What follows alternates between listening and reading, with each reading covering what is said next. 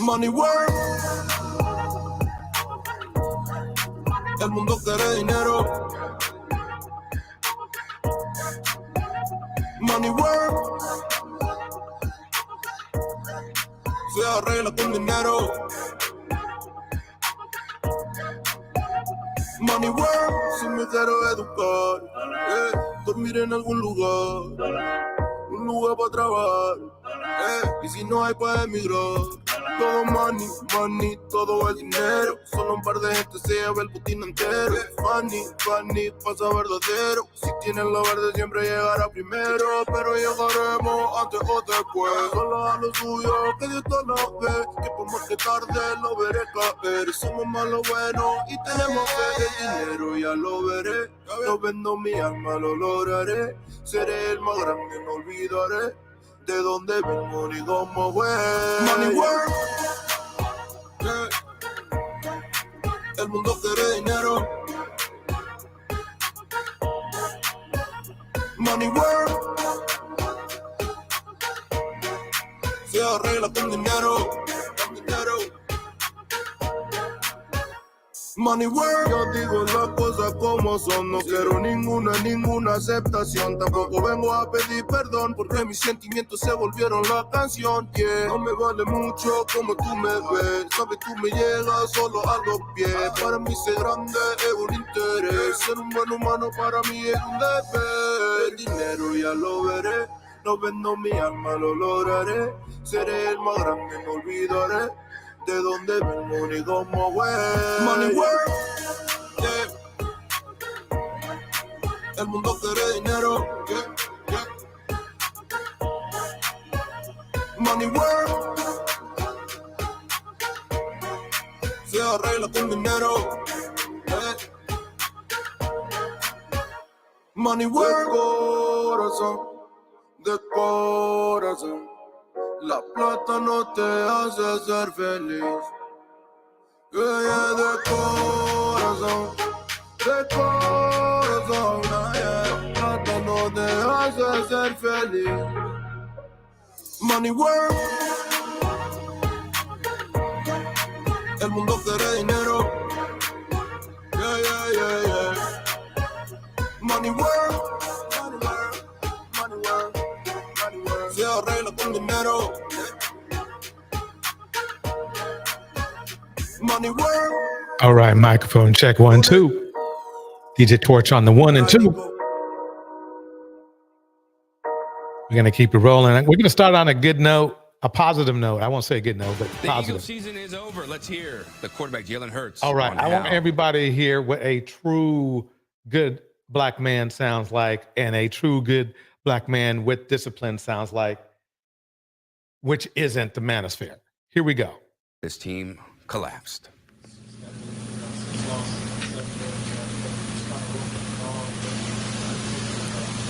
Yeah, I don't think, I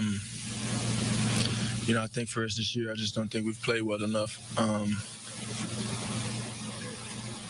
We played well enough, and the identity, the consistency, the execution for us, the turnovers, everything, all of those come into play when you're talking about having an opportunity to win championships, and it's something that something we have to be able to learn from. Something we have to be able to learn from.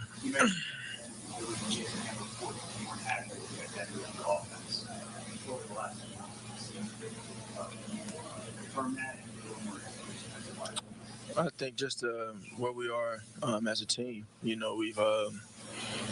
We've had a ton of opportunities to do great things, and we haven't taken advantage of them. And I've talked about the ownership of that, and me taking ownership for the things that I can control, and challenging everyone to take ownership for the things that they can't control.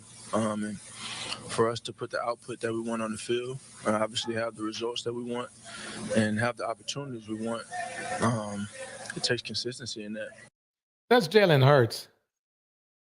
Very stable, very focused, very professional.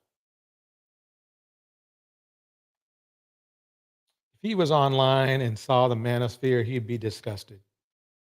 And they'd end up attacking him because that's just what they do. We're going to move forward. We're going to move forward with another positive role model in our community. This NFL star's mom used to put on full pads and helmet and tackle him. When Lamar Jackson was just 8 years old, he tragically lost his father and grandmother on the same day, leaving his mother. Wow.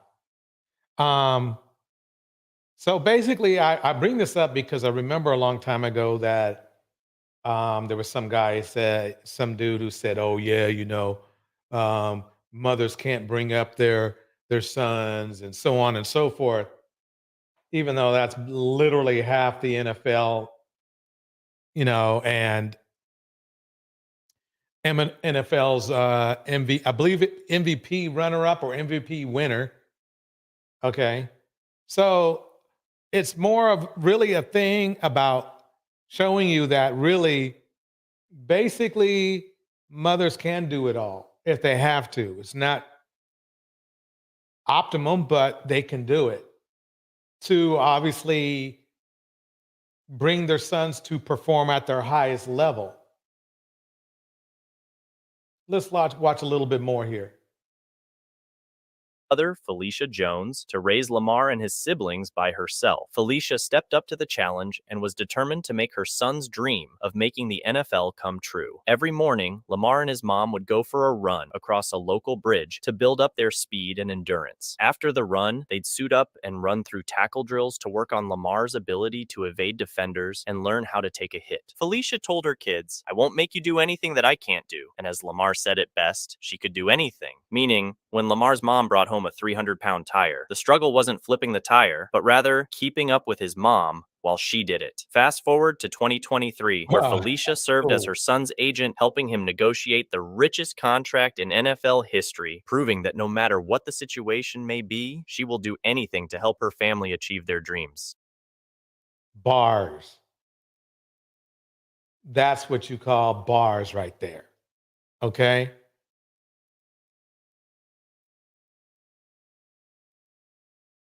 Nothing more you can say. That's just a wonderful thing. Lamar is who Lamar is because of his mother. Sadly enough, his father passed away.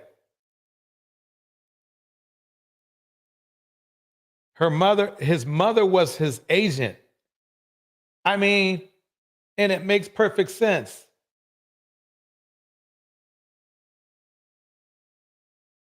It makes perfect sense. Marcy in the house. It makes perfect sense. So those myths you get, those red pill myths, are just that, myths. Yes, it's easier when there's two parents. But you've seen our Sunday shows with, bad fathers, real bad fathers. So let me get some shout outs out the way. We got Phoenix Soul in the house, Marcy D in the house, Mistress Newbie in the house. Everybody, if you in the house, go ahead, put a 1 in the chat. We're about to get this party started. Here we go. You would do anything to protect your son. Let him box? You'd never dream of it. But how about tackle football? Safer than boxing, right? Right. Yeah, I would think so. Let's go for it. Maybe not. A child's brain cannot tell whether it's being hit by a boxing glove or by a football helmet. What the brain feels is the same. So, if you've already ruled out boxing for your child, maybe reconsider tackle football as well. Choose flag football under 14. Okay. A former NFL running back and Super Bowl champion is behind bars tonight, accused of a San Fernando Valley robbery spree. Former Giants football player Derek Ward was arrested yesterday. He is being held on robbery charges. KTLA's Mary Beth McDade joins us live in Studio City with a look at Ward's alleged crime spree. MB? Well, Sharon Micah, detectives tell us that he targeted this Shell gas station in Studio City on Sunday night. Now, they're not revealing how they tracked him down, but they did and arrested him the next day. How embarrassing. How embarrassing from a playmaker. I mean, he was not just a guy. Derek Ward was a primary player on the team he was from. So it's hard for me to see this going on with him. You know what I mean? Phoenix Soul says this: my youngest is a boxer. I don't like it, but he's good at it. Yeah, it's you know, boxing can be rough on the loved ones. I'll tell you that. I didn't do it for too long. I did martial arts, but my parents they didn't like that, especially when I got bigger and the opponents got bigger, you know. So anyway, let me keep it going here. Bringing an end to his alleged month-long crime spree. Damn.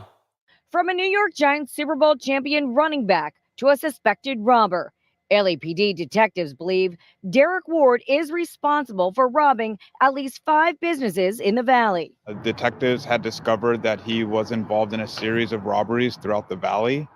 And once they discovered his identity, then the detectives went to his residence where he was arrested. Detectives tell us 43-year-old Ward was arrested Monday without... Dang, man, time flies. I remember when he was out in the field. I was like, wow, okay. Quita says Skip Dillard in Chicago robbed a gas station years ago. He was a great basketball player. I mean, I wonder what makes them do it. I mean, could it be that Cynthia G theory kicking through again or what? Incident. They say his crime spree began in mid-November. November 19th is one of the first incidences that we have documented that we believe that he was involved. And then that continued into December. Police say the first business he targeted was a Pizza Hut. And then after that, the rest were all gas stations, including this AM/PM in Studio City in mid-December. He came and like around here, he take one gum, when I open the register, then he take money and they go.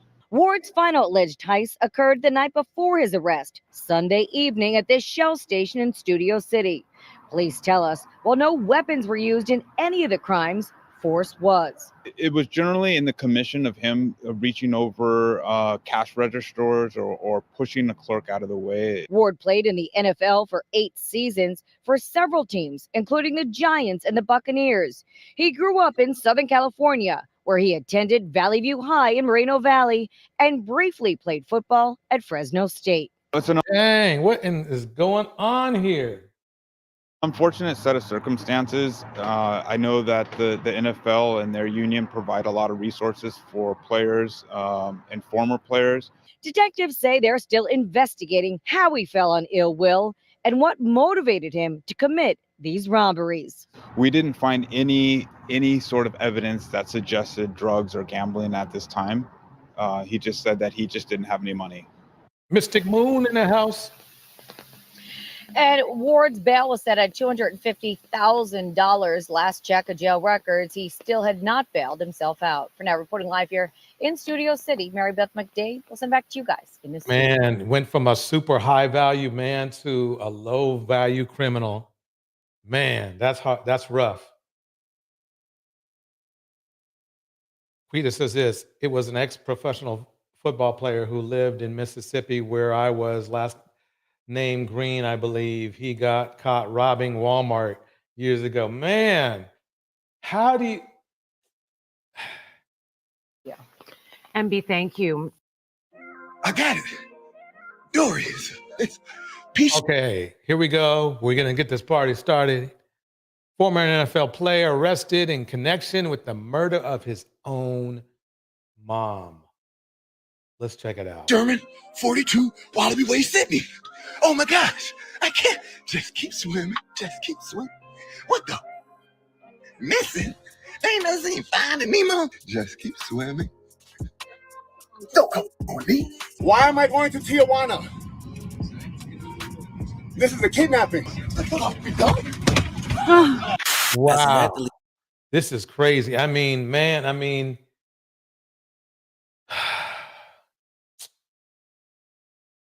why, oh, why? Why am I going to Tijuana? This is a kidnapping.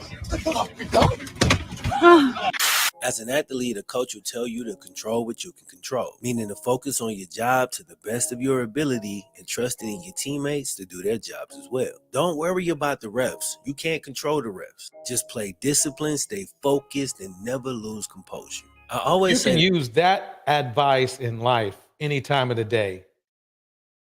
that football is a great allegory for life because as an adult, it's a constant struggle to control your environment. But what happens when it feels like you can't control anything? When damage to your brain takes away your ability to control? When you can't control yourself, can't control your actions? Like, what happens then? When you retire from the game and you start hearing voices, or when the nicest guy in the world suddenly changes in his 40s, his life falls apart, and then he decides to end it. Control what you can control. I really believe in that, but I also believe that some things are just beyond our control. Ex-NFL safety Sergio Brown has been in the news for weeks with a story that gets stranger, darker, and oddly Damn, more. and oh my God, it's just crazy. From gridiron heroes to menace to society, you know, it's sad. Mr. Snoopy says this: men can't handle societal pressures, but expect women to let them lead? Not. Familiar with every passing day and every new piece of information. It was initially reported that both Sergio and his 73-year-old mom had both gone missing. Miss Myrtle Brown's sister and other family members have been reaching out for days via text and phone calls. Sheila Simmons, Myrtle's sister, so Sergio's aunt, said it wasn't normal for her sister to just not answer the phone. So after a few days had passed and she hasn't heard from her sister, needless to say, she started to get very, very worried. So other family members reached out and nobody could get a hold of her. So Sheila drives out to the house and things seem out of the ordinary. On September 16th, a missing person report was issued for Miss Myrtle. And that same day, her body was found in a creek behind her home. She had been badly assaulted. And the medical examiner's office determined that she'd lost her life due to injuries from the assault. So after that, it's assumed that she was then thrown in the creek in a very poor effort to cover the whole thing up. But like, who would do something like this? It has to be the FBI that came into my house on Bob Marley's death day, which was 5/11, Agent Gas, unwarranted. They kidnapped me twice. No, why? How do you? He's either crazy or kidnapping. You just committed a deletion, and you want to say that people are kidnapping you because they're taking you into custody? That is just weird. From home, the Maywood Police Department, right? Chris Football did it twice. Aaron Peppers was there the second time that it happened. It had to be the FBI or the Maywood Police. I thought my mama was on vacation in Sinaloa. That's fake news. Get the f my goddamn face. She retired. You want to come to me? The Maywood Police got to give me money. FBI had to do it. They got the power to do something like that. What the f is going on? That's fake news. I don't know what he's saying. I don't know what he's saying. For weeks and weeks after Miss Myrtle's tragic murder, Miss Myrtle's son Sergio was still missing. But he'd pop up from time to time on these weird videos, just strengthening the suspicion that you probably already have. In the world of medicine, CTE is a relative newcomer. In football, we just learned about it 10 to 15 years ago. Here's what we can say. It's a progressive degenerative brain disease. CTE can also result in significant aggression and lack of impulse control. As it progresses throughout your... Oh my God. So think about it. Already Cynthia G says that my fellow men have an issue with impulse control. And if you got CTE, that makes it even worse. Ouch. Your life can cause problems with cognition, problems with mood, problems with behavior. And the number one thing is changes your personality. 14 years ago, Sergio was a starting safety for Notre Dame, but today he doesn't seem to be quite the man he used to. The undrafted free agent never stuck on a roster long before an undrafted player built out a solid career. He last played for the Bills back in 2016, and after that, just kind of disappeared for 6 years. Then about a month 2016, ago, he looks older than me. Damn. Sergio and his mom go missing, and his mom is found in the creek. Then a few days later, Sergio pops up in Mexico and recorded one of the strangest videos you'll ever see. It has to be the FBI that came into my house on Bob Marley's death day. When the police reviewed the footage of the neighbor's doorbell camera, time-stamped shortly after Sergio's mom was killed, they saw Sergio with a big bonfire and later found out that all his mom's clothes had been burned. From the pictures that we have, man, she seemed to really enjoy putting these outfits together. You know, the lipstick, the purse, the accessories, the details of the outfits is on point. So it's pretty clear that this was something of significance to her. So ignoring everything else and zooming in on the fact that they burnt all of her clothes just makes you kind of feel that this was deeply personal. That could be definitely why he threw in the line saying he thought she was on vacation. Maybe he thought that he could convince people that she'd taken the clothes with her. At this point, it hasn't been proven that Sergio was the killer, but it's not looking good. No, it's not looking good at all. Let me go on cam. Let me cam up. Here we go. Yeah, this is not looking good at all, one bit. Should I cam? I guess I can cam up. Okay, here we go. Look at him. He looks all okay. Let's see. Now, when the family showed up, look at how old he looks, though. I mean, he's in his 30s, I guess, right? He looks old as heck.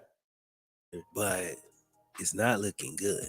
Now, when the family showed up looking for Ms. Myrtle, they told the neighbor that Sergio wasn't himself the last few months. He was actually, quote, out of his mind, which could be a detail that's really important in this case. So if you're wondering why I'm covering this like a CTE case instead of just a crazy murder case, it's for multiple reasons. Like, I know I'll get accused of just jumping to the CTE conclusion every time an ex-NFL player do something crazy. But I mean, yeah, bro, we've seen these odd videos before of guys trying to convince us that everything is fine, but everybody watching the video knows one thing. And that's that something is terribly wrong. And then the quote from the family saying he's been acting out of his mind for the last few months. While that's not 100% proof, it's very consistent with other CTE cases. The number one thing is changes your personality. So if you've been paying attention, there's definitely patterns to observe. But to be fair, it's unclear at this point just what kind of person Sergio was before all of this happened. So it looks like a CTE case, but that remains to be seen over the coming months and years. The court case will uncover a lot of other details, and while you can't confirm CTE until after a person passes, there has been progress made in developing a test to diagnose CTE amongst the living.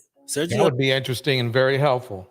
Seems to fit the bill, but other ailments exist like bipolar disorder and things of that nature. CTE can cause those issues, and if it doesn't cause them, it can make existing issues worse. It's also obviously possible that CTE or another disorder has nothing to do with this. That's definitely a possibility, but based on what we know now, the drastic change in behavior suggests that something's going on there. Rest in peace to Ms. Myrtle, man. I cannot imagine like what that family's going through trying to decipher all this stuff. It's that dark side of football that gets real scary and real big update. It looks like right now, it looks like the Detroit is eating the Niners lunch. I'll tell you that. That's good, bad. But back to this. Here we go. Bro. And it happens more often than you think. So the first clip that I've been playing little bits and pieces of is Sergio in Mexico, where he apparently fled. After his mom's passing, he seems to be evading the law, but if you look at him, he seemed like he's just chilling on vacation. In this clip, you can see Sergio telling his side of the story, or his version of what happened to and you can tell he's plastered. You can tell he is plastered. Mother. The most shocking part of the video is not even the story that he seems to be just making up as he's going along. It's the lack of emotion he feels when talking about it. Like, according to Sergio, he just found out that his mom had passed, but he doesn't seem to feel anything, bro, other than death. Yeah, a strong argument. And he think about it. You bring up a child right? You don't abort him. You bring him up for him to turn around and delete you. If that's not an argument for not birthing black male babies, I don't know what is. Desperation, as he seems desperate for people to believe his story. His only concern seems to be that he didn't do it. Maybe the FBI did it or the police department did it. And that would raise a lot of questions like, why would they do it? Why didn't they get you? Why weren't they caught on the doorbell camera? But most importantly, why don't you feel any emotion after you just found out what happened to your mom? When I first came across this, I tried to look past what seemed like a made-up story, and I tried to give it a chance before making a snap judgment. But the lack of emotion just feels psychopathic. You should be curled in a fetal position, but you're out at a bar. Now, with that being said, some people do act out when they feel grief, and I've seen that before, so I do have to acknowledge it. But I gotta say, man, this does not feel like that. But we still gotta acknowledge that we don't know what happened. A few days after the first video, he was spotted still partying and having a good time just days after his mom's passing. That's crazy. But you know, maybe I'm gonna give him the benefit of the doubt, though. Yeah, whatever. Anyway. Apparently, he's been out there since September 19th, just 3 days after Miss Myrtle was found dead. The Mexican law enforcement have been tracking his whereabouts pretty much since he arrived like about a month ago. And once the Illinois authorities put out the arrest warrant, Mexican law enforcement immediately deported Sergio. On the way back to the U.S., he caused a disturbance on the plane, and apparently he had to be threatened by the captain of the plane. Now he's made it back to the U.S., and he's officially in custody as he's being charged with the brutal murder of his own mom. The first court hearing is set for November 13th, and I'll be interested to learn more information over time. Was Sergio always the type that might do something like this? Or was he at the point where he had no control over Let's see what happened with Sergio Technology is Brown. moving forward, but it seems to be moving slow. The sooner we can... Let me pause it right now. Hold on 1 second while I look up the status of Sergio Brown. Case. Okay, it looked like he pled not guilty. Let's see if I can put that on. Player Sergio Brown has pleaded not guilty to murder and concealing a homicide in connection with the death of his mother. His mother, Myrtle Brown, was found dead near her home in September. Officials have said Sergio was the last person with her, and he was missing for several weeks before being found in Mexico. Sun-Times is reporting that he will remain in Cook County Jail before trial. Wow. Okay. That's how that's going. All right.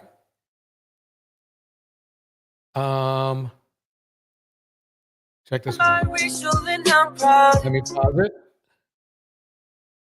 This is angry biracial, of course. Okay, let me go forward. Let's start it right here. Let's see if we have any more on this.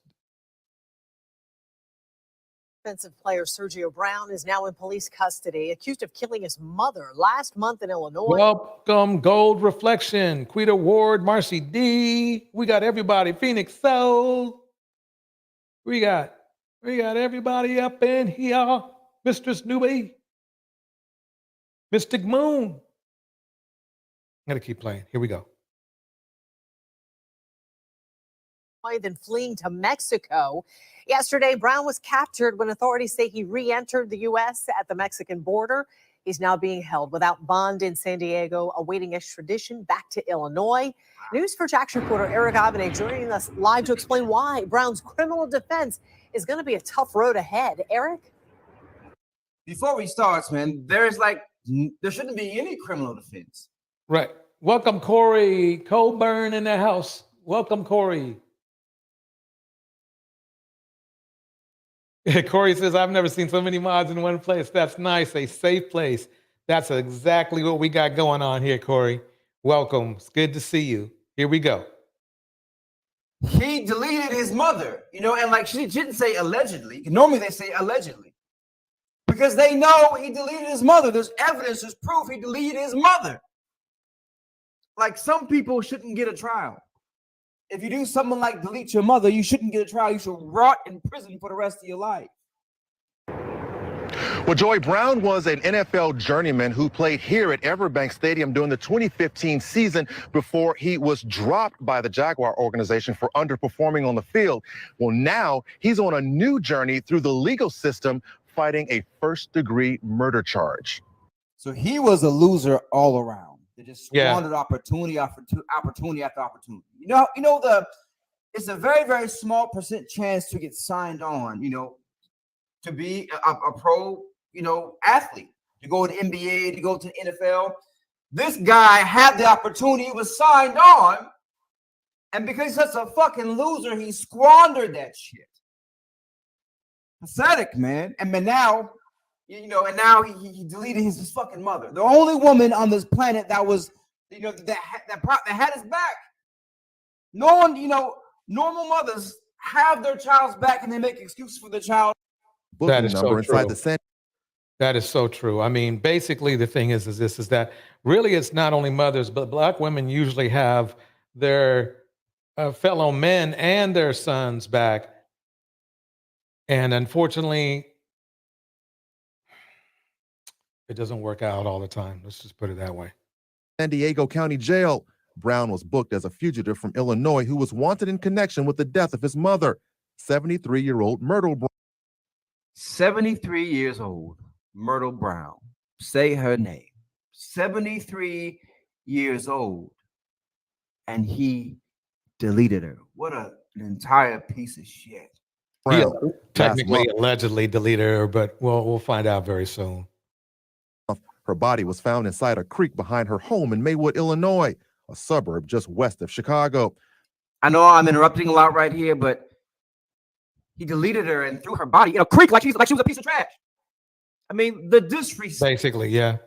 Yep, he did. I agree with the angry biracial. Let's see what this man. What? There's no excuse.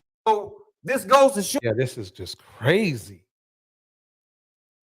But that's not even the worst of it. Let's go to the next clip. Here we go. Yeah, I am. I am. I want you to go. This is this one right here. Oh man, it is something else. Let me tell you.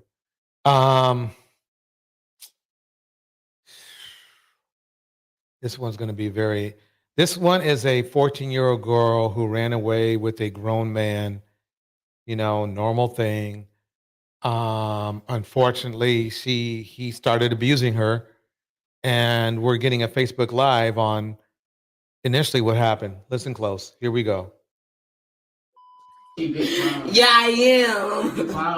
I am. I want you to go to jail. You want to go to jail? I want you to go to jail, my nigga. My back! You busting my back. Get away from me, folks. Move. Move. Get away from me. Move. You should never bust in my face on me. I swear to God. Wow. That's just horrible. Bro. This is from Black Girl Lost. Make sure you like and subscribe.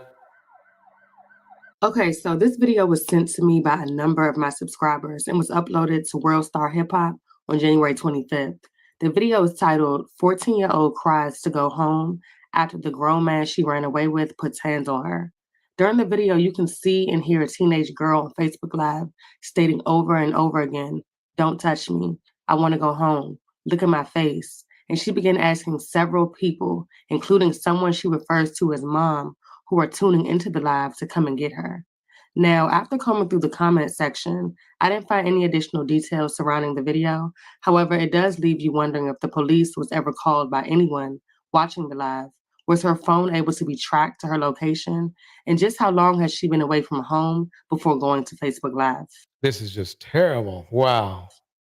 This is what, I mean, gold reflection in the house. Welcome, gold. Yeah, we got to protect our little girls because basically nobody else is. Get away from me. Yeah, I am. I don't care. Get away from me. No. Get away from me. No. Get away from me. I want to go home. I want to go home. Get away from me. You busted my face. You busted my face. Get away from me, folks. Moo. Moo, get away from me. Moo, you should never busted my face on me. I swear to God, bro. Moo. Moo.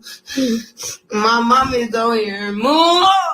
My face is bust open, bro. My face ain't never been touched. You move. I don't care. Yeah, she needs to go home. She needed to go home. She never needed to leave, really. Dang, this is terrible. Girl, my face was not looking like this. My face was so pretty, bro. I can't go as I want to. It's just you a nigga, bro. Don't you never been putting your hands on me. Yes, you did. If that ever happens to anybody, please get run out the house and to the police, because you don't. Usually, what's next is not a good thing. Hey, bro. On the 5. She on 5. She was smart to turn on the phone, though, but she needed. I hope she gave the people the address where she was staying at. That's for sure. Yeah, I am. Now who gonna make? And who gonna make? And you not. And you not. Shut up. Don't touch me. Don't touch my face. No, move. Get away from me. Move out of the stage talking to Zachary, bro. Man, that's just terrible. I've heard enough of that. Let's see where there's more commentary later on. This is the saddest. Check out these comments. Check out these comments. This first person, I guess a woman, says, Madame, which is they want to be grown till it's time to be grown. There's nothing grown about getting assaulted, number one. Okay. 14 still has baby mind and he's a pedophile. That I hear that. Then this other one right here, because I don't know if you can see it. It's not very, the screen isn't very big. This guy right here, what is he saying? Product of a broke hood rat mom. Oh my God. And no father because the mom is strong. And see, this guy's a monster right here. He probably condones the abuse himself. That's terrible. Let me keep going here. Read some more of these. One guy agreed with him. This dude right here, she got ran through. That's how cold. See, the thing is this. That's the funny thing about my fellow men is that we want to be respected, but we want to say shit like this. That's a problem. That's a problem. Welcome, Bridget. That's a problem.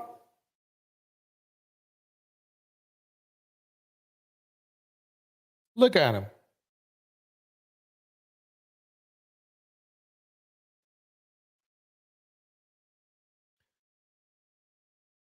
This person says, Kaiser Sosa says, World Star takes an L for even showing this, y'all. Can censor the nudity by actual crimes being recorded. Y'all should be sued.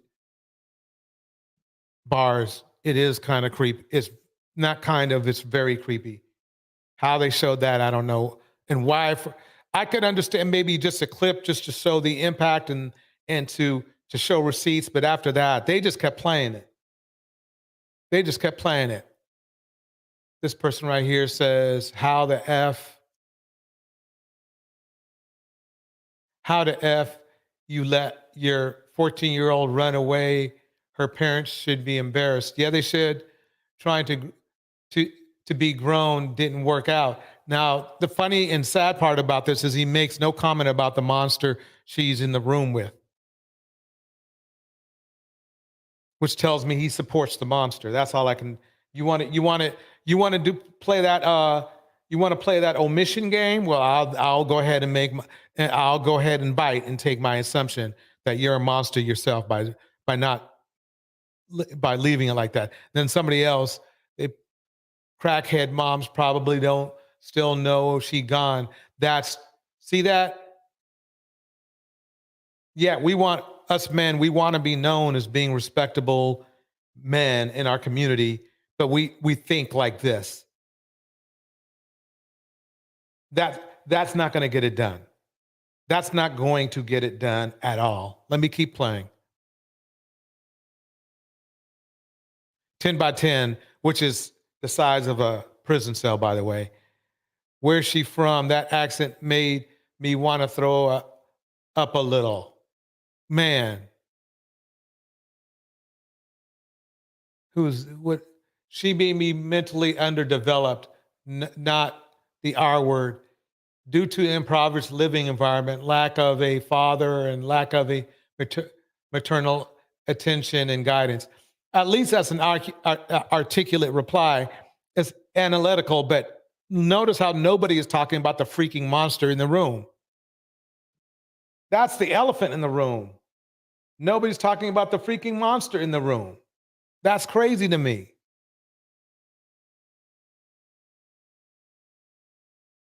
Hope dude in finally we get somebody. Hope dude in jail as we speak. Bars. Finally. I had to go through like 10 comments. Listen to this. Oh man, I gotta even show this person's name. Confession Jones. Dumb A kids today trying to act grown but can't take the consequences of acting grown.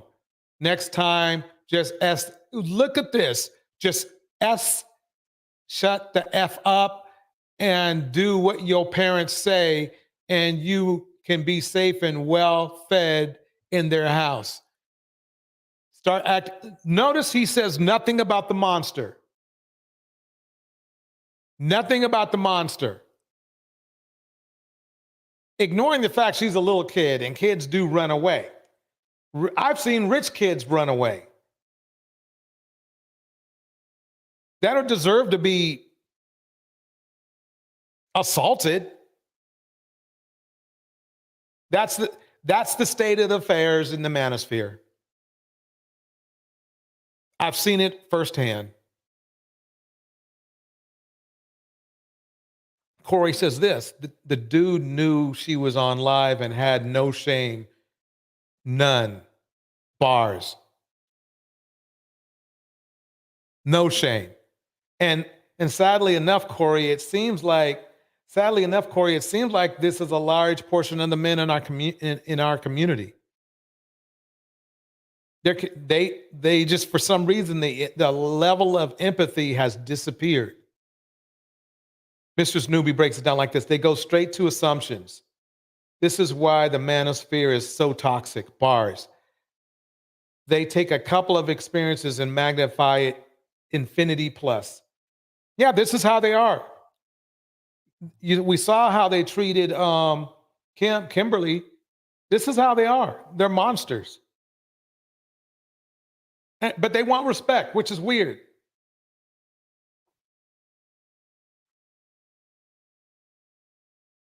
But she right back over there.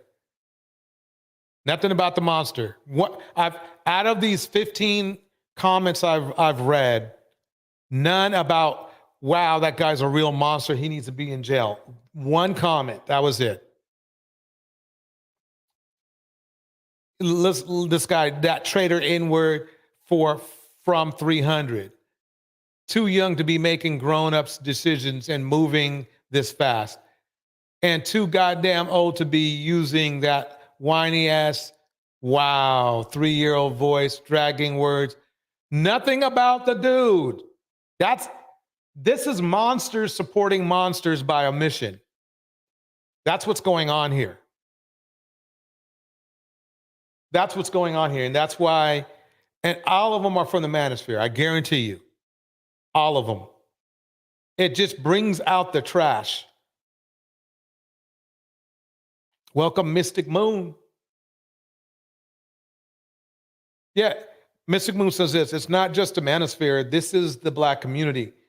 Yeah, the manosphere is the black community, unfortunately, now. It's basically the manosphere. I remember one time, and I disagreed about it. This was about 8 months ago. They said, oh, yeah, we represent the black community. And back then, I said, no way. I know we have some good black men out there. And now, I don't know. I know we do, but the needle of a haystack always starts to come to mind, unfortunately. And the funny thing is this, when these, let's call them manosphere-minded men, because we know how the manosphere is, right? And if we call them manosphere-minded men, then it's necessarily not just the manosphere. So, but we know the type of men we are talking about because the manosphere clearly makes it obvious, the mindset they are in, which is in abuse, control, and feeding their obsession. Let's put it that way. Gold Reflection breaks it down like this. I hear you, Phoenix. I've noticed I have to step back a lot in order to protect my mental health. Bars.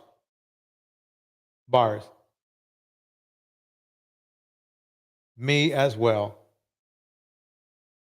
Welcome, Tevin. Tevin, those guys better pray that doesn't happen to them. Yeah. They don't, if they have daughters, they don't care about them anyway. That's just how they're built. Look, another one. Nothing about the monster in the room. Nothing about it.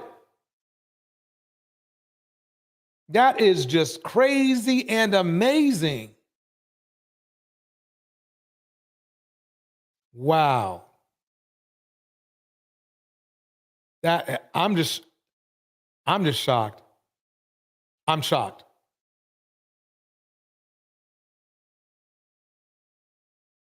Let's break right back into our CTE portion. Here we go. We're going over Muhammad Ali.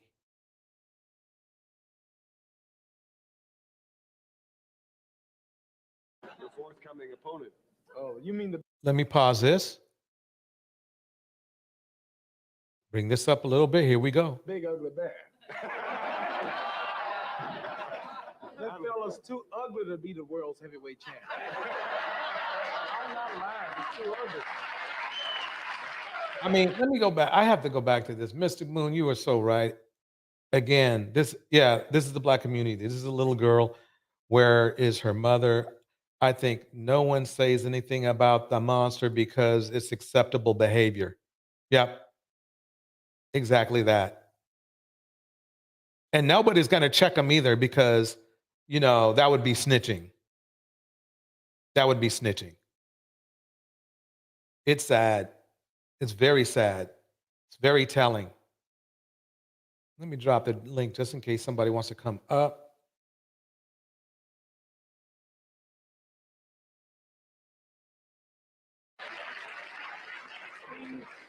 The world heavyweight champion should be pretty like me. I'm as pretty as you, and you're not a fighter. Oh, you got me beat. There's no problem there. The round is round 8. If that's what you're talking about, I have predicted round 8 to prove that I'm great. All right. If he makes me sore, I'll get him like more. He had a smooth way about him back then. Richard Mouton says this. Yes, I was just thinking that everywhere I turn, there is nothing but degeneracy. I have to step away too. Yeah, it's everywhere. Oh, that's pretty wild. It's good to see you looking really great. I'm glad to be here. You are. I'm getting old now. Do you feel old? Yeah, I feel like I'm about 73 your age. Do you? No, I feel pretty good. You do. I tell you why I said it's good to see you looking good, because, as you know, there's been a lot of speculation about your condition after the Holmes fight, particularly in this country. There was a suggestion, for instance, that there was brain damage. Well, I tell you what, your brain controls what comes out of your mouth. During this interview, you check me out, and after you tell me if I have brain damage. I'll let you know at the end of the interview. Oh, yeah, I can tell there's a difference. Remember when you heard him in the first clip, before the fights, when he was a little bit younger, he was snapping those words out. Now he's starting to slur a little bit. He's getting a little bit slower. Yeah. Let's go back over here to Tevin. Tevin, I think he's talking about the little girl that we were just talking about. Excuse me. It sucks that the black community allows that effery to happen to underage girls. Yep.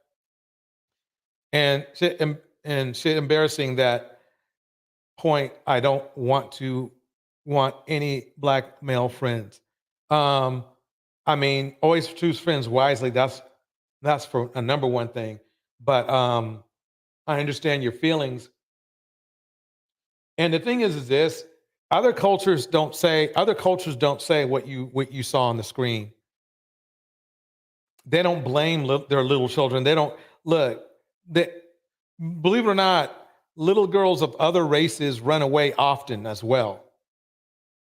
But they don't get that type of ridicule that you saw on the screen at all. Not one bit.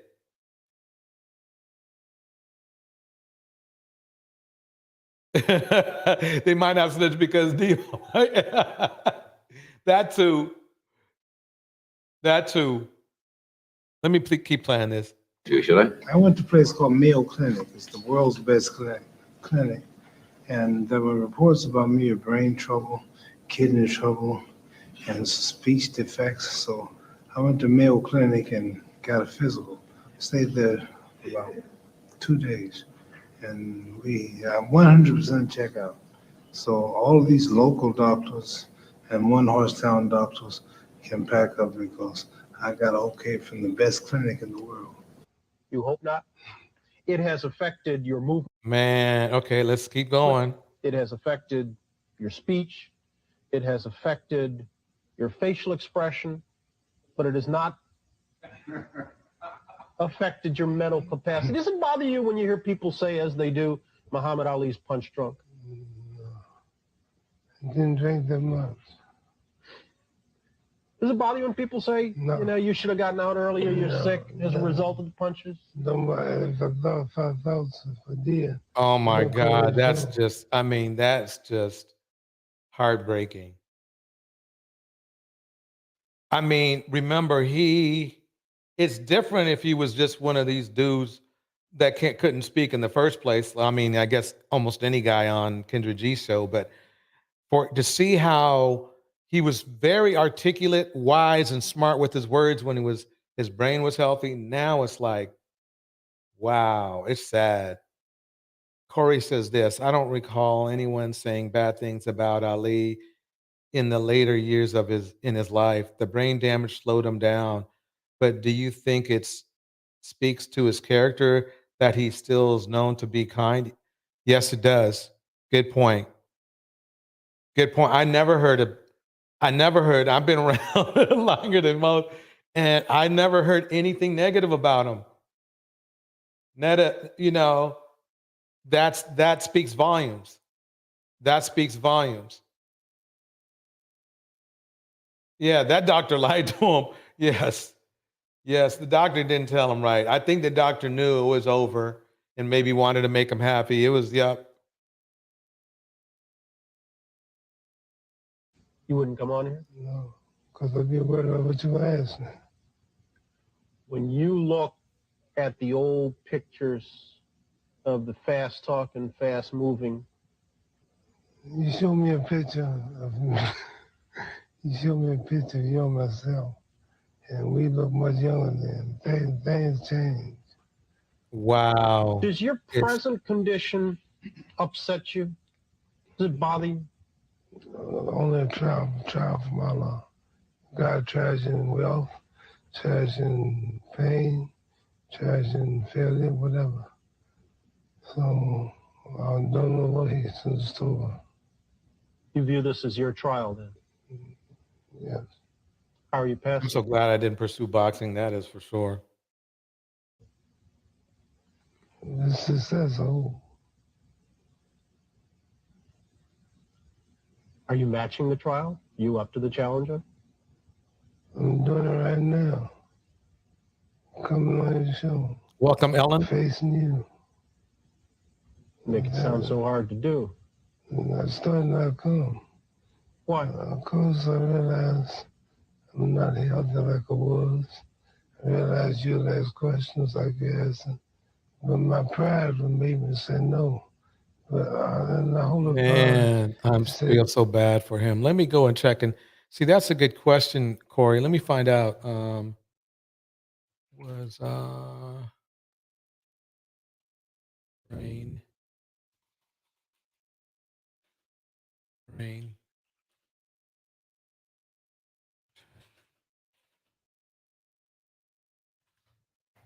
Let's see.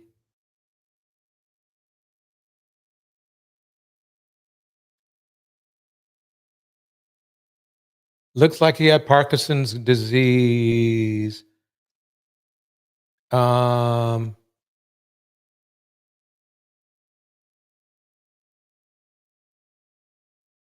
let's see if I can bring this up.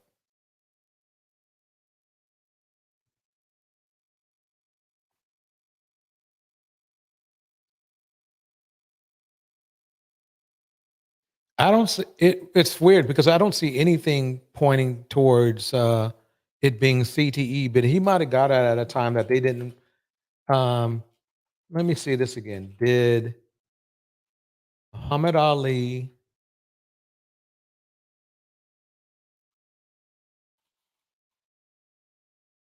have CTE?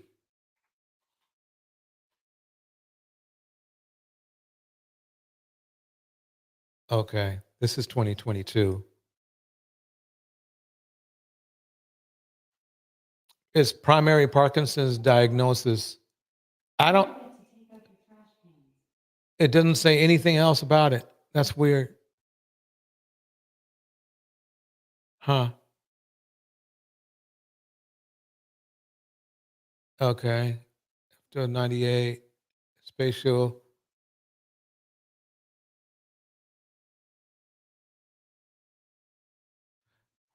They don't know. Basically, it's inconclusive on my end. They don't know. Say you'd think they throw up the word CTE, but at the same time, maybe they don't want to do that because it's bad for business.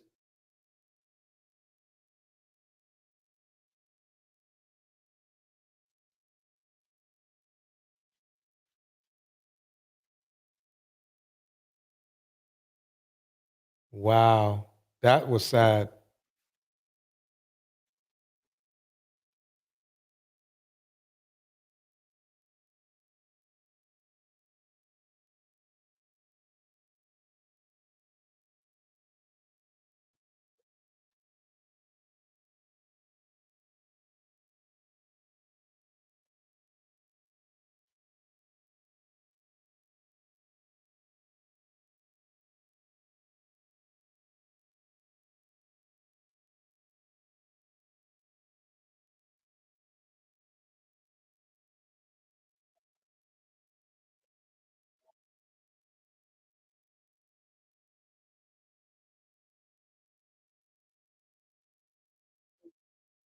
Yeah, Ellen, I think it was due to him getting, whether he has CTE or not, it was definitely from boxing. He was one of the most articulate people you could ever hear. This is this guy older after you heard him there.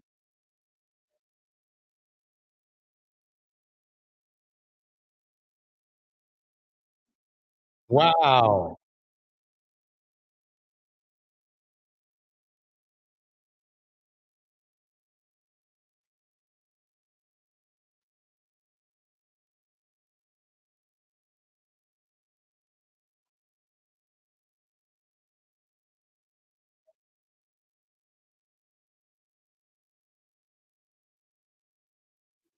Wow.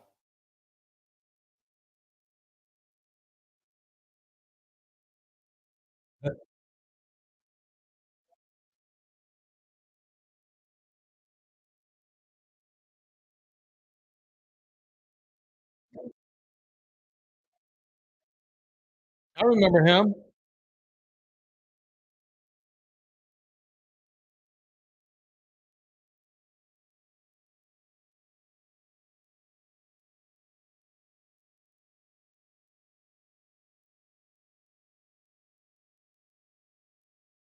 All right, let me go forward a little bit. Man getting hit over and over again.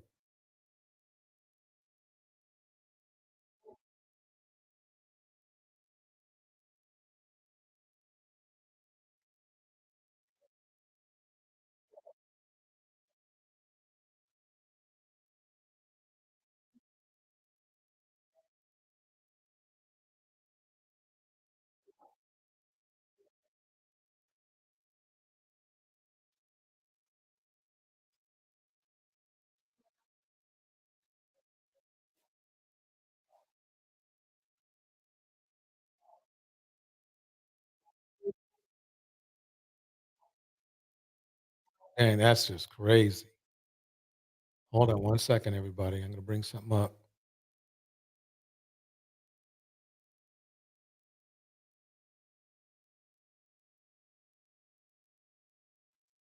Wait, what's going on here?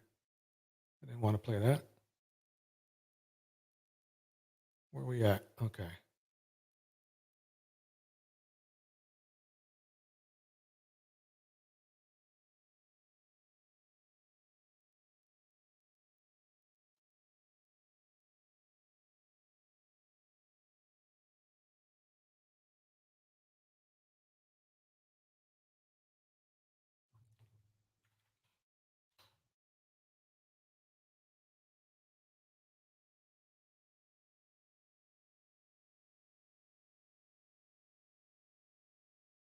Okay, let me see if I can bring this up here.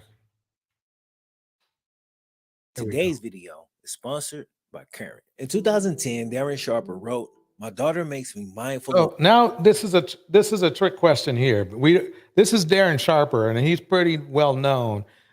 I want to know if you guys think his behavior is from CTE or his behavior was something that he just had in him. Here we go. Of how women are treated, undervalued, and exploited, which is why I feel compelled to take advantage of this opportunity to speak up about domestic violence. So some of y'all may be familiar with the term Freudian slip, which is named after Austrian neurologist Sigmund Freud. So basically, it's when a person accidentally states their true thoughts and feelings despite an attempt to hide them. There may have actually been a little bit of that in this statement. And if you read it again with that in mind, it almost sounds like Darren Sharper was giving us a bit of a preview of the extremely dark turn that his life was about to take. This makes me real mindful of how women are treated, undervalued, and exploited, which is why I just feel compelled to take full advantage of this opportunity. Creepy, I know, but we got to keep going. So this is a picture from August 1997. Darren Sharper attends his first NFL training camp. This is a picture from August 2016, precisely 19 years later. Damn, look at his eyes. Dang. He don't look cool. In this picture, Darren Sharper is sentenced to basically 19 years in prison. So the average NFL career is about 3.5 years. And Darren Sharper's 14 seasons overshoots that by a ton. Now the average prison sentence in the US is 2.5 years. And unfortunately, he's managed to overshoot that one by an even wider margin.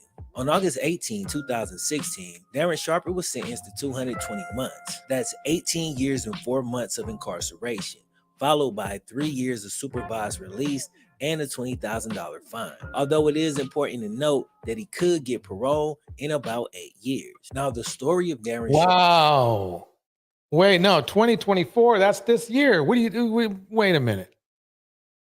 Wait, that's 18 years and 4 months of incarceration, followed by 3 years of supervised release and a $20,000 fine. Although it is important to note that he could get parole in about 8 years. Now, the story of Darren. But he's eligible for parole in 2024. That's this year. Fine. Although it is important to note that he could get parole in about 8.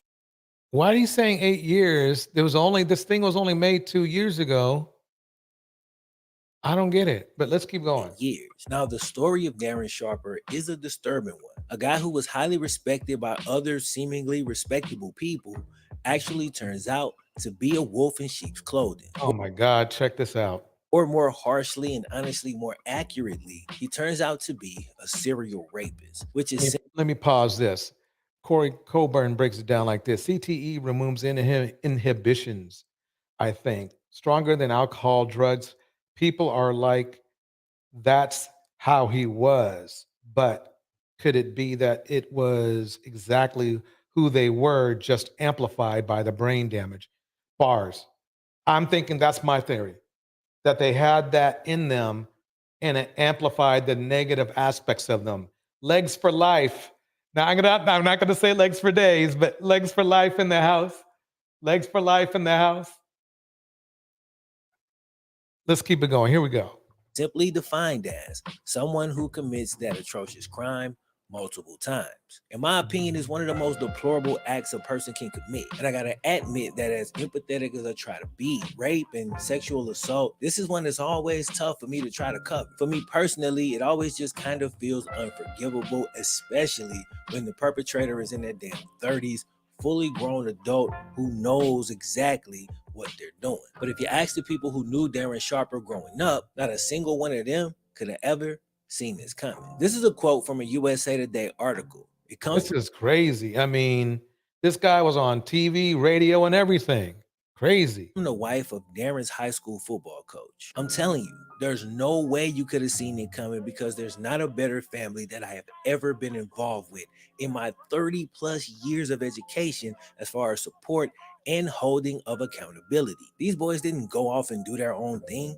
Were they perfect? They were teenage kids. But when the allegations first broke, I was just completely shocked. At first, you want to say, it simply can't be true. Now, I don't blame anybody for not just knowing this, but there is research that strongly suggests that, this is the wrong way to think about who's capable of doing this stuff, man. Yeah, that is true. That is very true.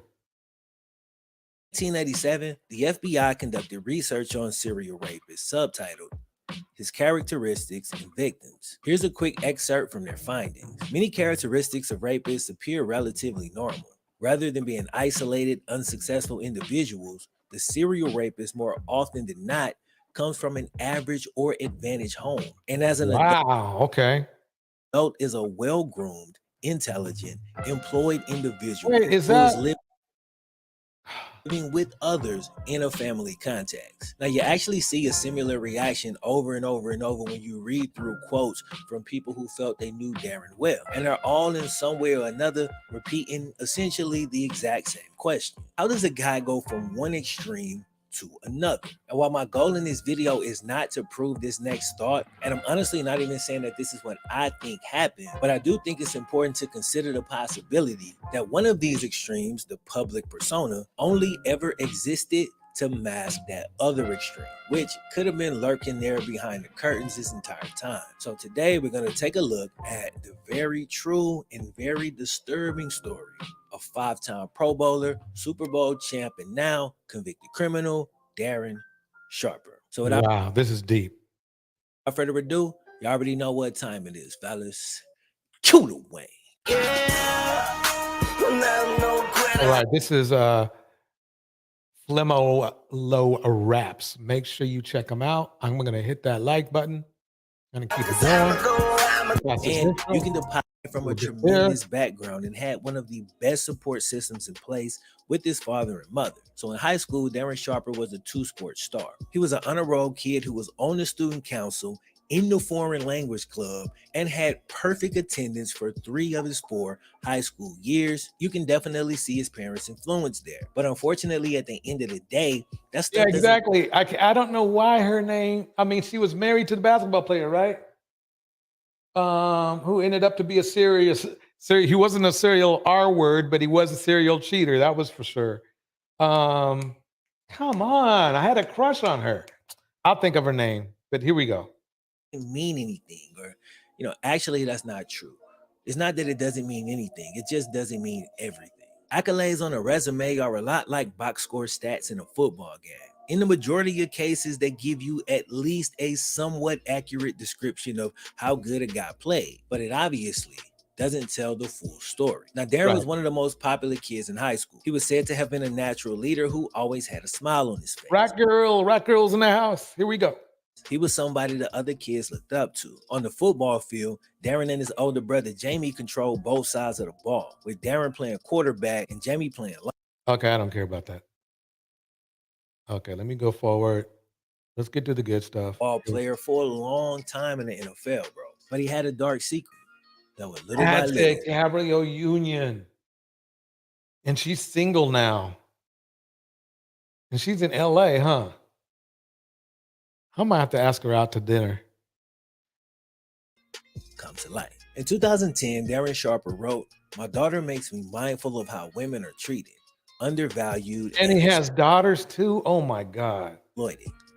Which is why I feel compelled to take advantage of this opportunity to speak up about domestic violence. But unfortunately, it seems like that mindfulness didn't travel beyond his own flesh and blood. So some of y'all may be familiar with the term Freudian slip, which is named after Austrian neurologist Sigmund Freud.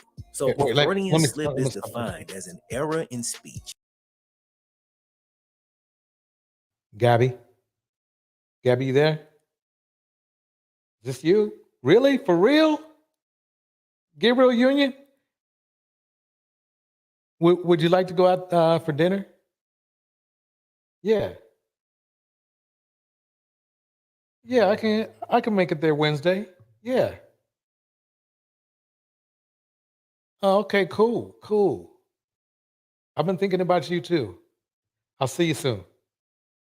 Okay, bye. All right, back to work. Okay, here we go. That occurs due to the interference of an unconscious wish or thought. So basically, it's when a person accidentally states their Welcome, Eat, Pray, Yoga in the house. Nobody laughs. Stop laughing. Stop laughing. True thoughts and feelings despite an attempt to hide them. There may have actually been a little bit of that in this statement. And if you read it again with that in mind, it almost sounds like Darren Sharper was giving us a bit of a preview of the extremely dark turn that his life was about to take. Check it out. This makes me real mindful of how women are treated, undervalued, and exploited, which is why I feel compelled to take advantage of this opportunity. Creepy, I know, but we got to keep going. 1 year That is very creepy. later, 2 women filed a criminal complaint against dude, saying that they were possibly sexually assaulted after passing out at dinner. Uh-oh, it sounds like that Diddy stuff. It sounds like that They Diddy became stuff. concerned when they woke up to find that their underwear had been removed. One of the women spoke about being oh my, what did they do? Did they go to the Diddy school or did he go to,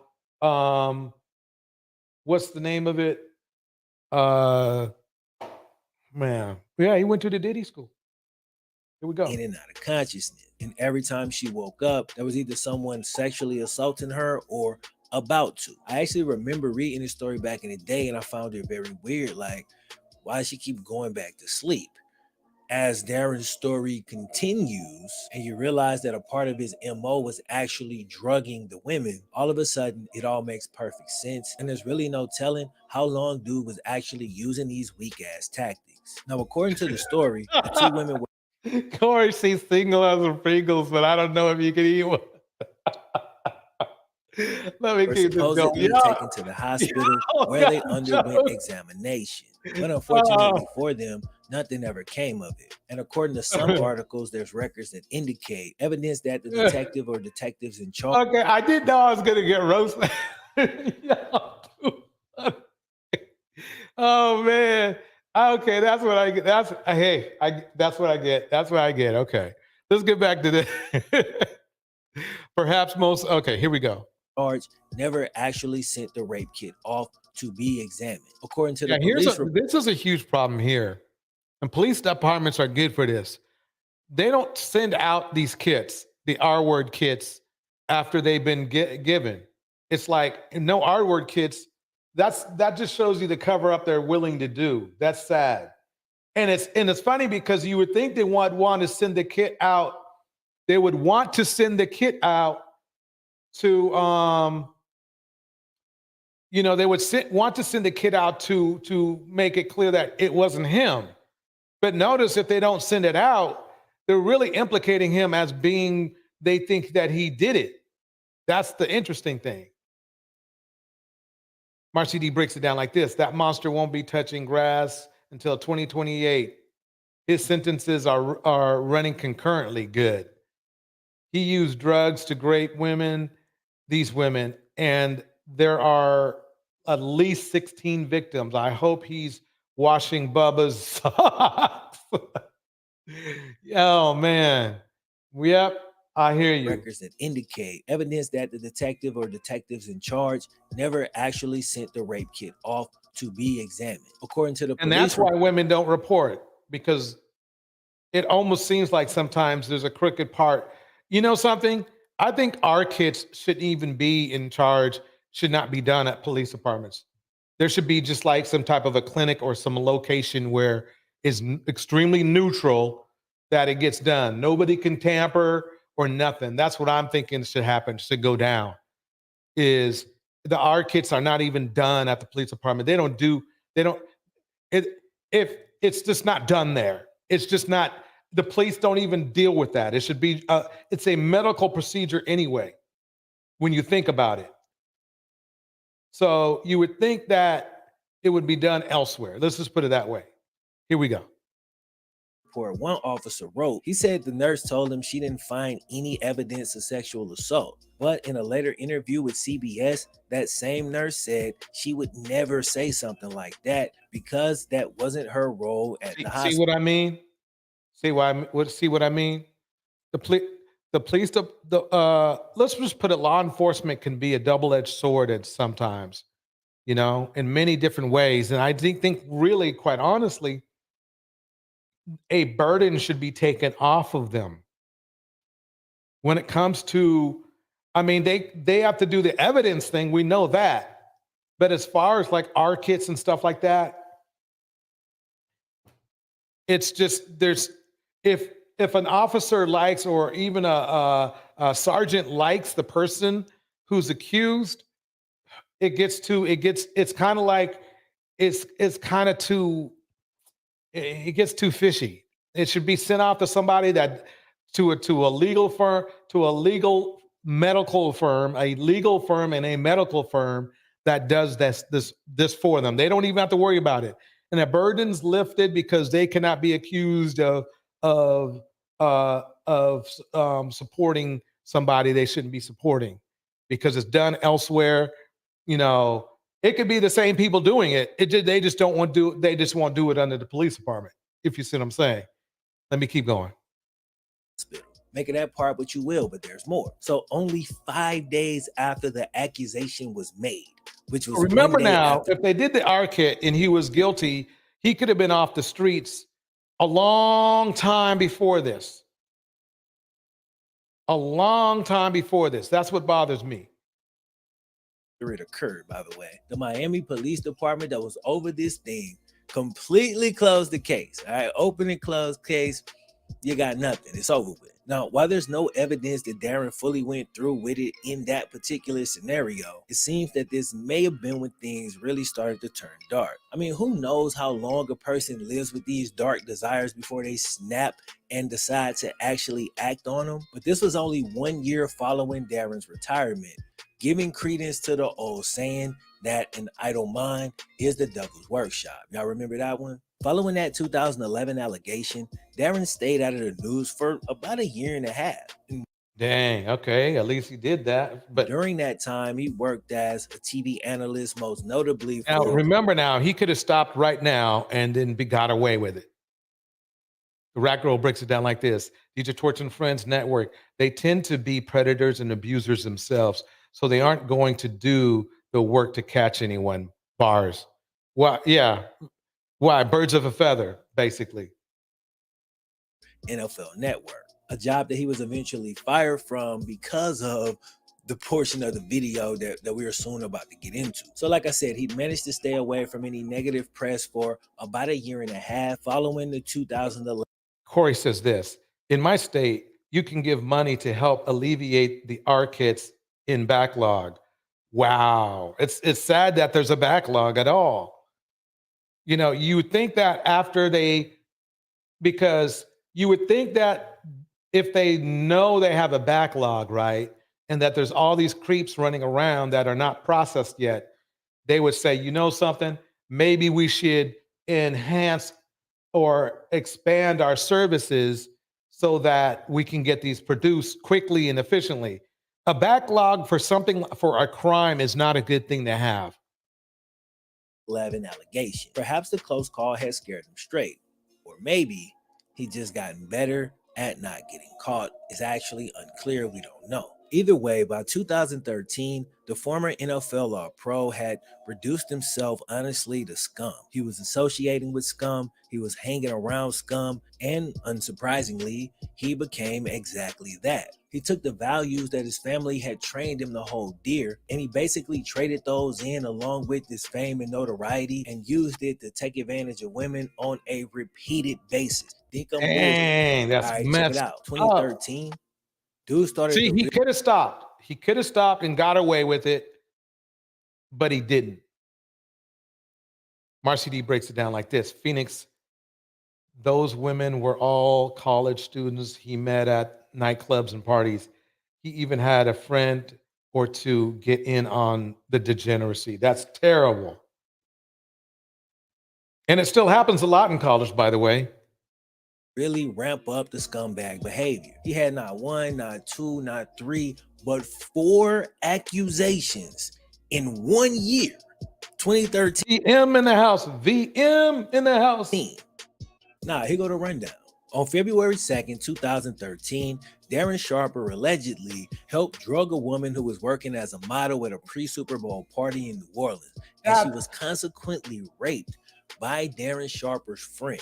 August 31st, same year, 2013, Sharper allegedly rapes a different woman in New Orleans. The very next month, September 23rd, 2013, Darren Sharper allegedly drugs 2 women in New Orleans and rapes them with his accomplice, Eric Nunez.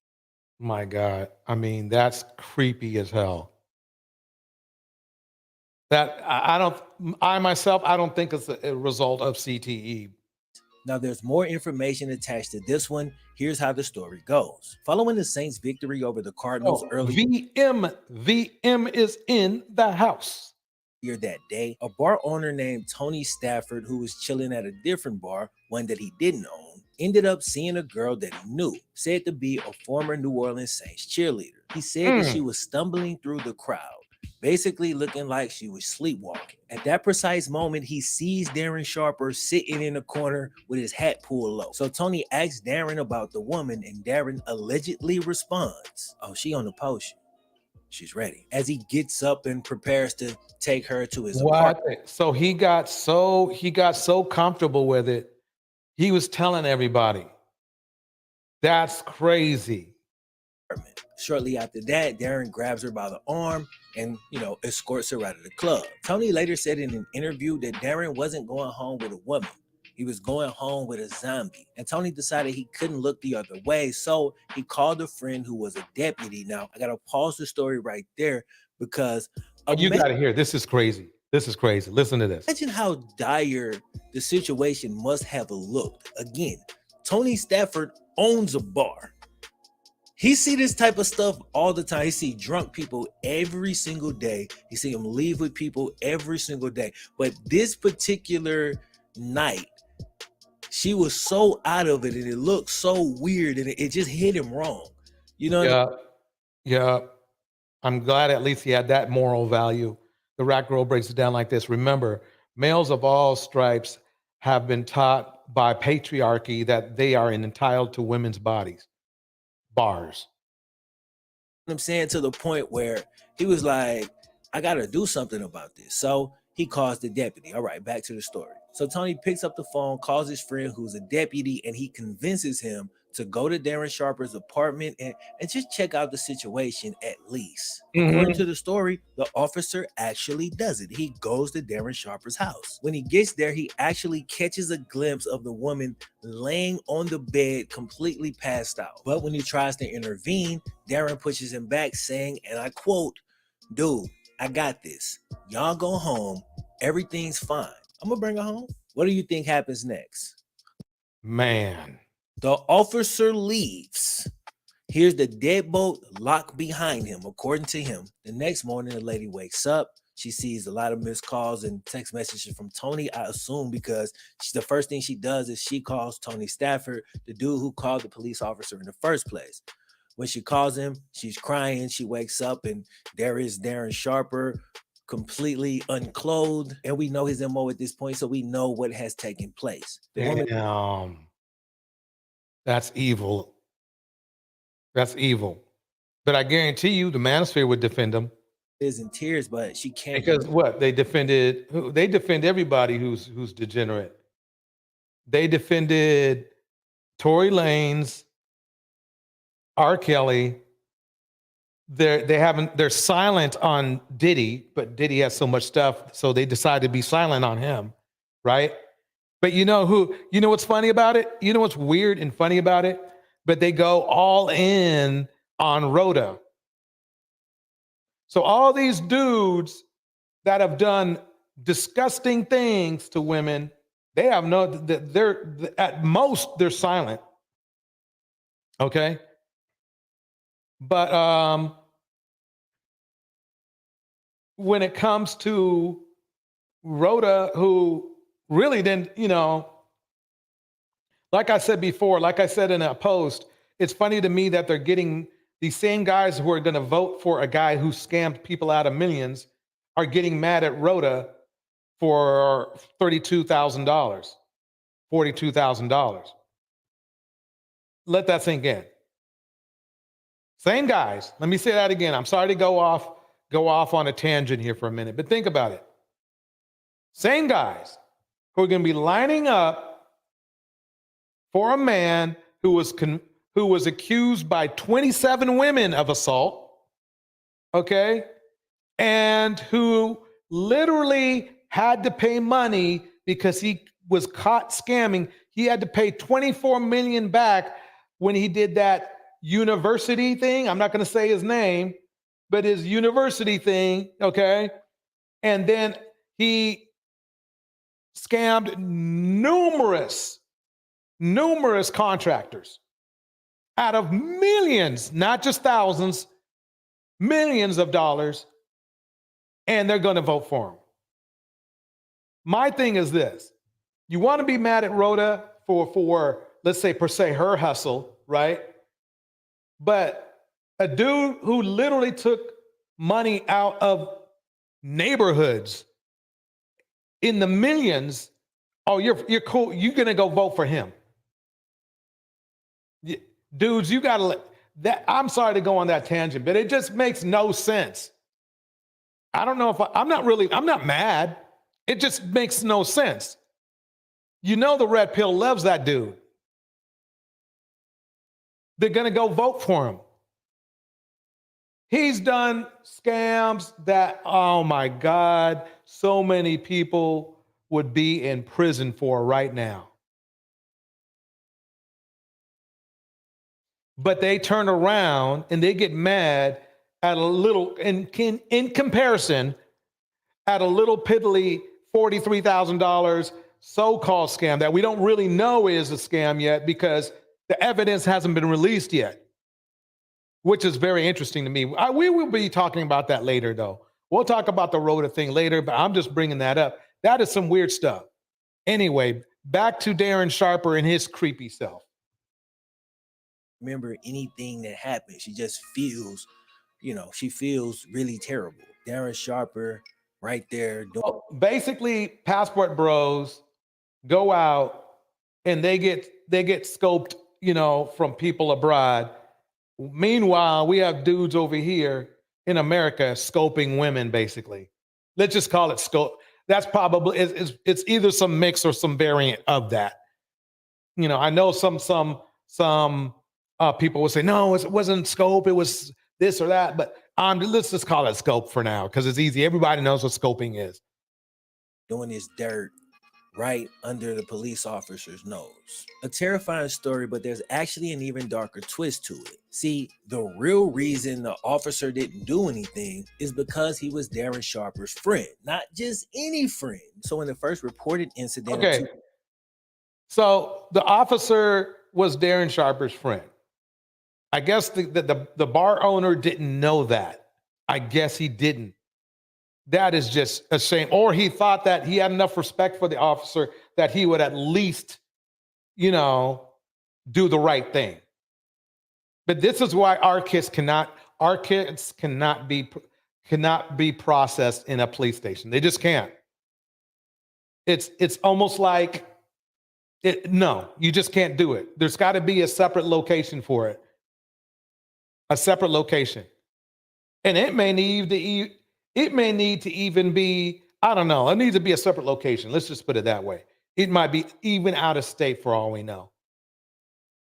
2013, when Darren allegedly drugged a woman who was working at the pre-Super Bowl party in New Orleans, and she ended up being raped by one of Darren's friends. Well, that friend is this cop. Wow. Man. That friend was named Brandon Licciardi, who happened to be a deputy. The same exact deputy that showed up at Darren Sharper's house the night before he literally, assaults, for lack of the other term, because I just don't want to keep saying it, this woman, man. So basically, even though Tony was trying to help, he ended up calling the guy who was in on the thing the whole damn time. Now, damn, he basically called the assailant in. Damn, that's messed up. The rat girl breaks it down once again. She says this: Black men can do no wrong. Remember, whatever they do is okay.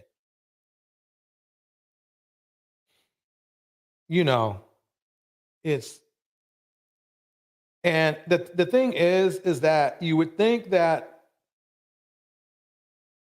us men would have empathy for women because they went through the same thing we did in this country. But it appears to me that that's not what anybody wants us to feel. It's weird. I get hounded by these dudes for showing some empathy. It's crazy to me. And it's funny because they get mad because you call them creepy or stalking or something like that, but then they do exactly what you accuse them of. It's crazy to me. Let me keep it going. Here we go. This out. We already know what that is. Let's put that over here. Even with that being the case, I do actually believe a part of Brandon's story where, Darren Sharper basically is pushing him out as he is trying to. I believe that too. I mean, their friend. The key is that when Darren was pushing him out, he just said, "No, I'm going to call for backup. That woman's in there. She looks incapacitated, and dude told me she wasn't right, but that's his buddy. That's his buddy." Sandy Red breaks it down like this: I told a guy friend that there are women who'd be with men willingly, who take advantage of people and commit SA. He responded, they don't want them. It's all about control. Bars. You nailed it. That even if they could have a woman, that night, they want to control them. Exactly. Here we go.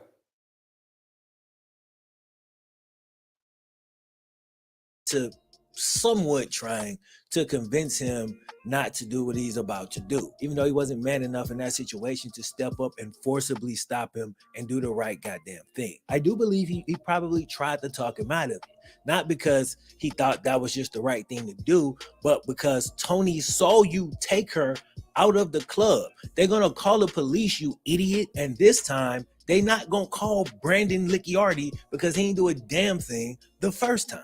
And that's exactly what eventually happens. But I do want to say that Brandon Licciardi, Darren Sharper's friend, he did end up pleading guilty as well to, that other crime. And I don't know which other ones because I looked that deep into him. But he also got 17 years as one of Darren's co-defendants as well. So anyway. Damn. So he went down too, like he should. See, people are crazy, dumb and crazy. The thing is that when you commit a crime with another person, everything they do and everything you do is all put in one pot. Now the courts might, you know, weigh things a little bit here and there, but for the most part, since you were helping them out, whatever crime they did, you cool in the gang with it. You in the gang with it. Anyway, like back into the timeline, I believe that Brandon Licciardi, the officer, was afraid that Tony was going to bring in other actual cops who had actually wanted to do the damn job. Basically, that's exactly what happened. So when the woman woke up the next morning crying, she calls Tony, who was able to convince her to go to the authorities. And as a man, I hear a lot of other men say things like, well, why you have to convince her to go to the authorities in the first place? If it happened, da da da. And I understand that those dudes are just defensive because sometimes women lie about this stuff. Like I've covered stories of women lying and putting dudes in terrible situations, ruining dudes' lives. You know, that has happened, but I'll tell you, that is like, it's a lot more rare than they try to make it sound like. These guys want you to believe that for every time that some dude R-words somebody, some woman is complaining about being, you know, is complaining unfairly about it, that happening. And the thing is this, it's funny because in our culture, in our community, Black women are the least to report stuff like that. So just let that sink in. So that's why it's like, well, you know, 1 in a million, you know, that might happen. A woman will accuse a man who was innocent. But for the most part, nope. Saying Sean Oakman, for example. But one of the reasons I hate when women lie on dudes about stuff like this is because the stuff actually happened every day, bro. So now when it actually does happen, people are unable to show any empathy or compassion for real victims. You feel what I'm saying? And I hate that. Right. Man. So in this case, the victim did file a report with the New Orleans Police Department. But both she and Tony said that the detectives in charge. Quite honestly, this is the problem. If the problem is this really, quite honestly, this community, especially ours,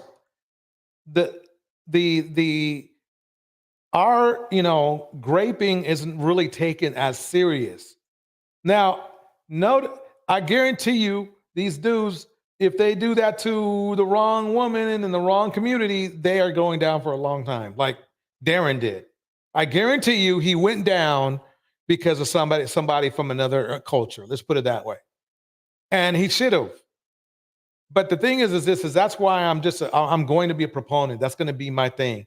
Is if kids were processed by a professional firm, you know, that does nothing but that, and it doesn't do it for anybody. They just the victim doesn't even. Excuse me. The victim doesn't even go there. It has to be a 24-hour firm because you know that stuff happens all the time, right? So they have to be 24 hours, just like a police department, and they make it happen. That instance as soon as possible. You see what I'm saying? And have a bunch of therapists over there. You see what I'm saying? It's best for all parties involved. That's how it should go down. Here we go. Never seemed interested in actually solving the case. Said they treated them in a hostile manner, and that the word dutiful was described like they was pretty much just trying to check off a list so they can move on to the next thing. In football terms, it'd be like giving a bare minimum effort or going through the motions, like that type of deal. I almost feel like there should be a middle person or a middle agency, and women who have been assaulted can actually go and He nailed exactly what I was talking about. He said exactly what I was talking about. Some other agency that don't know the cops. You see what I'm saying? Don't know the cops at all. It's just, they're basically just, like I said, doctors, therapists, and they process it, and that's that. it. Somebody with some real training in psychology who know how to empathize and show compassion and some delicacy as we work through this and try to get to the actual truth of the matter. Somebody who understands the patterns, they know what to look for, because they may also be able to help and figure out when women are just lying, or maybe they're just angry at a dude and they're making stuff up. You feel what I'm saying? Like somebody with experience in between the victims, alleged victims, and the cops. Somebody in the middle that know what the hell they're doing when it comes to this. Because the police, you know. Yep, I agree, 100%. They Let's have get back to Darren. Let's get back to Darren. Still didn't stop there. He just tried. Okay, here we go. In there, all of his clothing is missing, but Darren still didn't stop there. He just This tried is pimp culture, really. Pimp culture once again. to relocate. 1 month later, he racked up his fourth allegation of 2013 alone, but this time in a different state. On October 30th, 2013, Darren Sharper allegedly drugged 2 women and raped one of the women in Los Angeles after meeting them at a West Hollywood nightclub. He first invited them to an after party, then told them that he had to stop by his hotel real quick. Invited them up to the suite, just for a second. And while they was waiting, he served them Patron and a coffee-flavored tequila that was supposed to help maintain their buzz and keep them awake.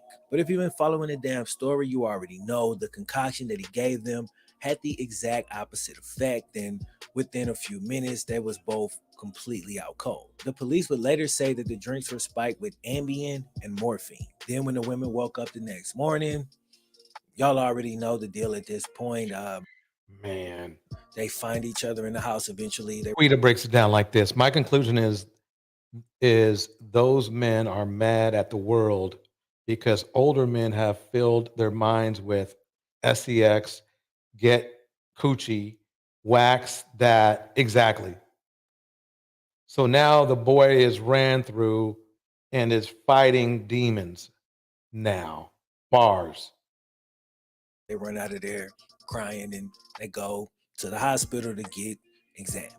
But the situation still didn't stop there. The very next month, man, October 20th, 2013. Yeah, we still in 2013. Darren Sharper allegedly meets 3 females, Arizona State University students in Temple, Arizona, and allegedly rapes 2 of them after drugging them. Same exact. Oh my God.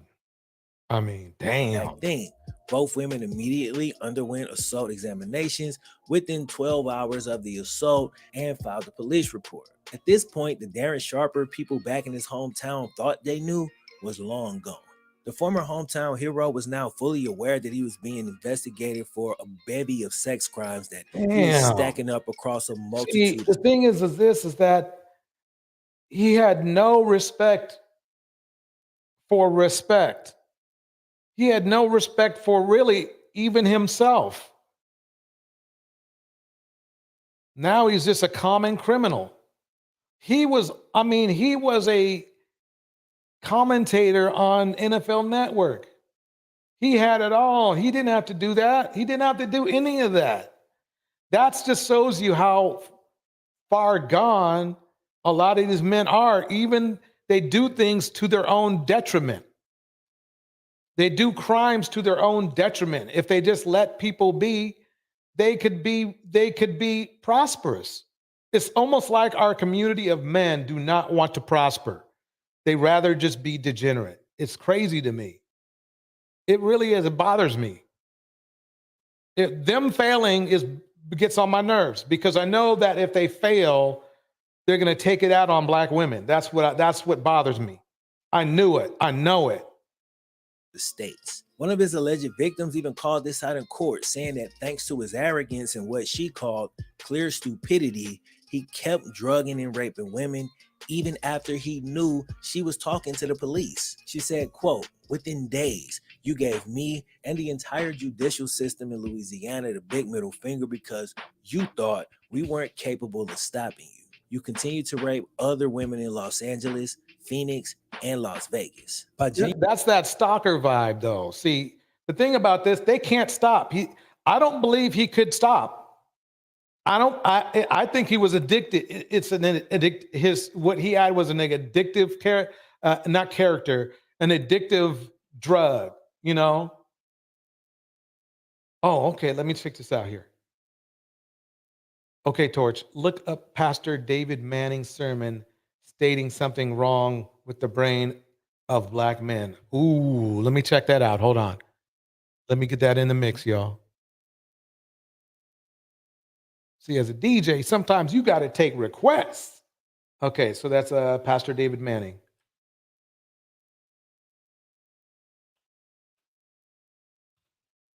Okay. See if I can bring it up. Let's see if there's it. Oh, it's pretty short too. Let me see if this is it. Let me know if this is it. Okay. This would fit in perfect.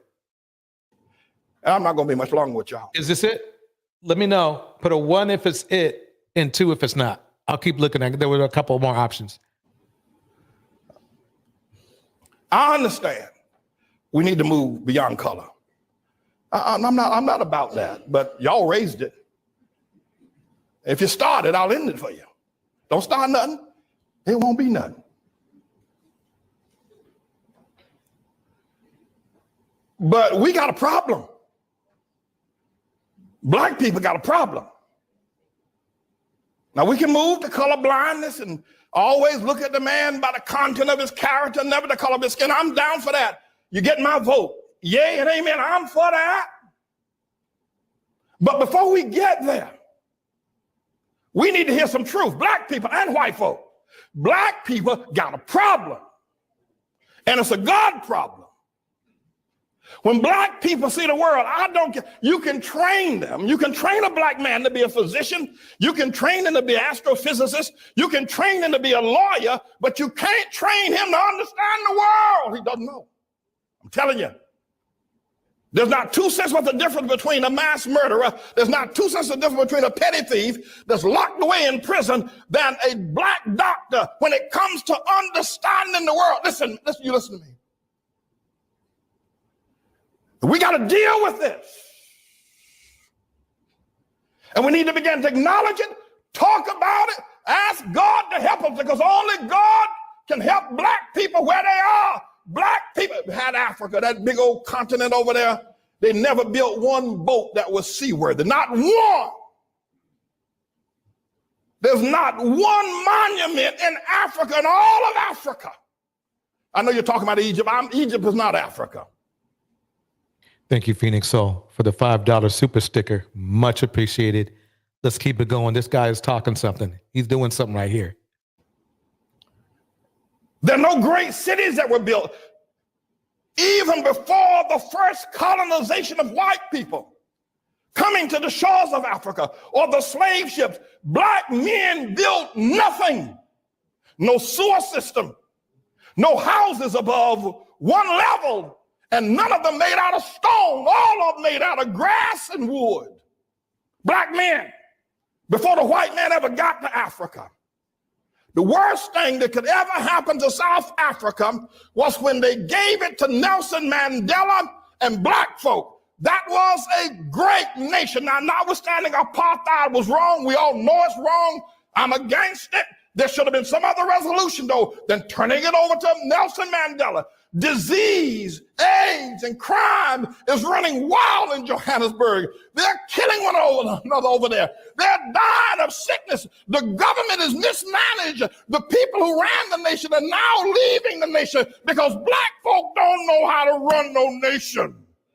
Wow, that's deep. That's deep. Thank you, Quita War, $5 super sticker. Let's keep it rolling. Thank you. They don't know how, and we need to admit it. I know you don't like it, but you need to stop shucking and jiving. We got a problem. Nigeria produces oil every year, yet the children over there are hungry and pot-bellied and walking barefoot. That's so true. It's crazy. You know, Africa is one of the richest countries as far as resources is concerned, but is one of the poorest countries as far as the economies. That's, I mean, don't get me wrong, they are getting exploited, but dang, welcome to the house, new in the house. Here we go. We got a problem. You talk about the Hutus and the Tutsis. Look what's going on in Zimbabwe now with Mugabe. We got a problem, black folk. And forget about Zimbabwe and South Africa, Nigeria. Look at what y'all have done in Harlem. You can't even hold on to Harlem. We got a problem. Black folk don't understand the world. You can get mad with me all you want. You can say what you, but you can't prove me wrong. Now, I'm not saying this because I hate black folk. I'm saying it because I love you enough to tell the truth. And the only person going to ever help us get out of the situation is going to be God. There's something wrong with the black man's mind. There's something wrong with his mind. He does not understand the world. He doesn't. I don't care if he learned medicine. He doesn't understand the world. He can't even hold on to Harlem. When he was here, he moved out. Man, he's throwing down bars. He's throwing down bars. We got to talk to the Lord. People, we got to talk to God. And black women, Shirley Chisholm, Harriet Tubman, Coretta King, one of her boys. Yeah, okay, then we got a black president. But you black women, what's wrong with y'all? Y'all gonna let that white woman, what's wrong with you black women voting for Barack? Don't you understand? It should have been a black room if you're gonna have a black president. What's wrong with you? Y'all ain't got no sense, you black women. Your men treat you like the dogs, like your dogs. They walk all over you. They make you pay the bills at home. And then the preachers pimp you in the churches and make you pay the bills. Y'all crazy black women buying these black men private jets, the tune of $50 million for a nigga to ride around in a private jet. And you talk about, look at our pastor. What's wrong with y'all women? What's wrong with you? What's wrong with you? And what's wrong with a black man that would take that kind of money out of a poor neighborhood and buy himself a private jet? What's wrong with y'all niggas? What's wrong with you? He's probably talking about Creflo dollars, I would think. You know what I mean? Creflo would do some crap like that. What's wrong with you, black women? What's wrong with you voting for Barack Obama? What's wrong with you? Well, back then, there was nobody else to vote for when you think about it. Y'all, you niggas are crazy. Black people, let me tell y'all something. If you don't ever hear me say preach again, they can kill me tomorrow. Let me tell you something. We're not going to ever get anywhere until we look into the mind of a black man. He doesn't think correctly. I don't care what he is. He can be a doctor. He can be an astrophysicist. The nigga ain't got no sense. You talk to him. You talk to a black man. He doesn't understand the world. He's never built anything. The most the black people have ever done, they did it here in America under white people's help. When they were in Africa, they didn't do nothing. Let me pause right there. So fellas out there who are going to see this, all the red pillars. So is he bashing you too? I mean, think about it. He's just, the thing is this, sometimes people are going to tell you what you don't want to hear, but it's the truth. So you need to make up your mind. Do you want to build yourself or do you want to live in a lie? Welcome, blessed DNC in the house. I mean, that's what it comes down to. I appreciate y'all giving me this information on this video so I could play it for everybody because it hit hard. It was bars all the way through. About 90% I agreed with. 90% I agreed with. And that's high for me. But see, I'm glad to see this because it makes me feel a little bit of peace that I'm not the only one who thinks who thinks there's something wrong. There's something wrong.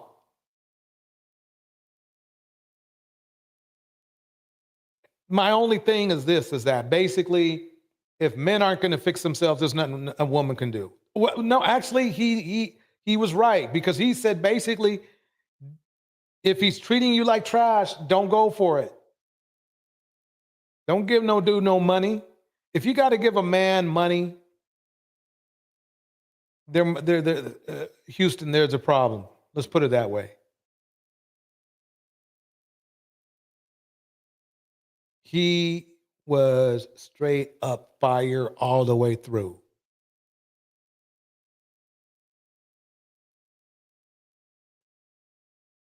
Let me play a little bit more of the Darren Sharper. And we are, why is seeking knowledge? Now y'all are coming in. Okay, I'll extend the mix. I'm going to play this and then I'm going to grab something else for us to watch. Here we go. Now we're going back to Darren Sharper. Here we go. We're going to finish this off. Here we go. January 2014, dude was getting bolder by the day. He allegedly met 2 women in West Hollywood nightclub, drugged and raped them both. Then get this, the very next day, dude was at it again. This time he was accused of drugging 2 women and a man at a nightclub, then taking... What? Sharper meets 2 women and a man in a Las Vegas nightclub, drugs all 3. With the women in the back of his hotel room and unconscious. Wow.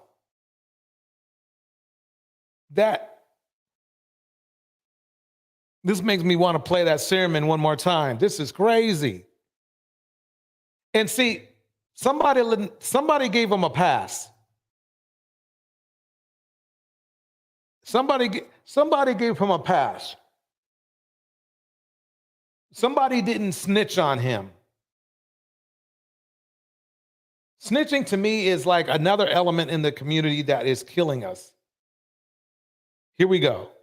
The women back to his hotel and assaulting them both. You can see that these crimes, they seem like they couldn't get a whole lot worse, were somehow managing to escalate over the course of time. And who knows how far this dude might have gone had he continued to be unchecked. Mercifully, his reign of terror was brought to an end when he was finally arrested January 17th, 2014. By the end finally. of it all, he'd allegedly drugged and raped between 9 and 16 women across 4 different states, all within only a 2-year period. Darren Sharper eventually pleaded guilty, saying, "I would like to apologize 1,000 times. I'm still trying to figure out why I made some of these choices. I lived my life right for 38 years. Then I took this path." I don't know, but I guess the preacher told us why, right? The preacher told us why. I swear. I'm not buying it. Darren Sharper's been incarcerated since 2014 and actually will be eligible for parole in 2024. If he gets out at that time, he'll have to undergo 3 to 5 years of intensive sexual counseling. He'll also be forced to register as a sex offender and will spend the rest of his life on parole under supervision of authorities in Arizona. Nobody knows exactly. You know something? We dang well know that he's going to go right back to doing what he's doing. What he's going to try to do is tweak his game so he don't get caught again. But he's going right into it again. I guarantee you not. That's what he would do. It's just how criminals are. They just do that. They can't stop whatever kind of criminal juice they have. You know, that's what they're going to do. Let's see, Sandy Red, please play this. Let me see if I can get it. On my computer, for some reason, it doesn't show up. Wait, hold on one second. Hold up 1 second, Sandy. Let me go here. Oh, what am I trying to do? Oh, okay.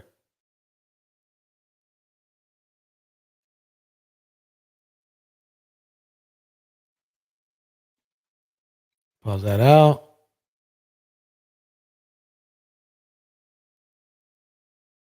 Let's see what we got here. Okay, where's Sandy Reds?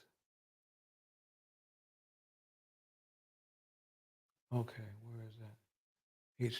HTTPS. Give me 1 minute, y'all. Looking for that Sandy Red clip. There it is.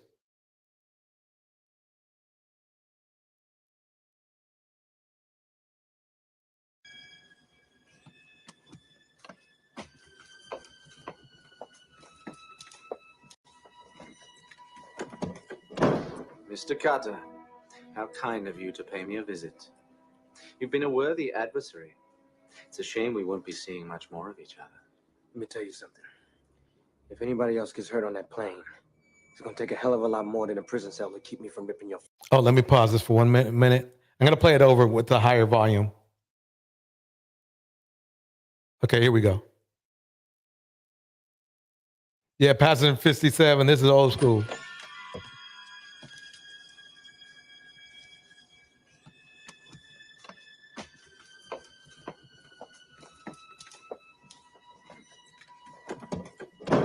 Mr. Carter, how kind of you to pay me a visit.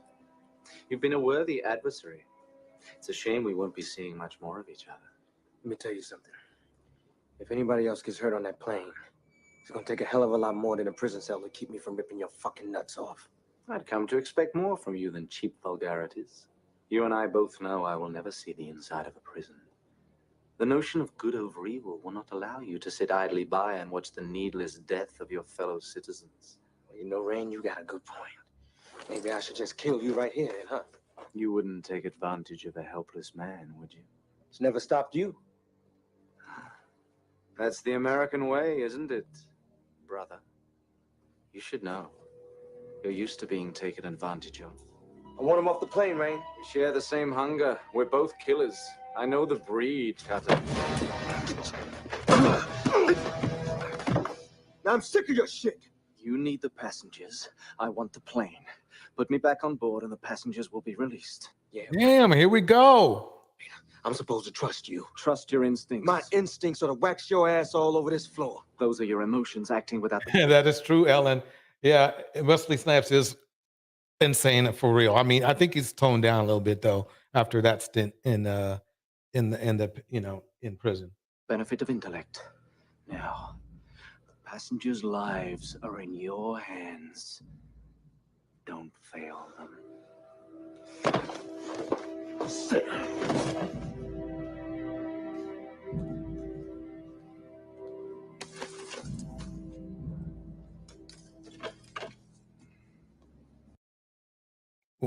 Boom. Let me go.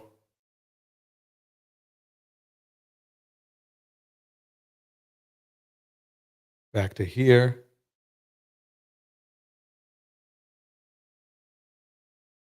Exactly why Darren Sharper became what he became after football, or if he actually became that thing during his playing days, only to finally be found out after retirement, as studies show that only about 1 in 3 victims of sexual assault actually reported. Dude was known as a bit of a ladies' man, and like many guys who commit the type of crimes that he'd go on to commit, dude never actually had any issues landing women, which is why it's pretty obvious that his transgressions are the result of a screw loose somewhere within. With a lot of the stories I can find a way to relate. Yeah, so what do you guys think? You think it was CTE, or do you think he was just messed up? Go ahead. 1 for CTE, 2 for being messed up. Meanwhile, let's see what I got here.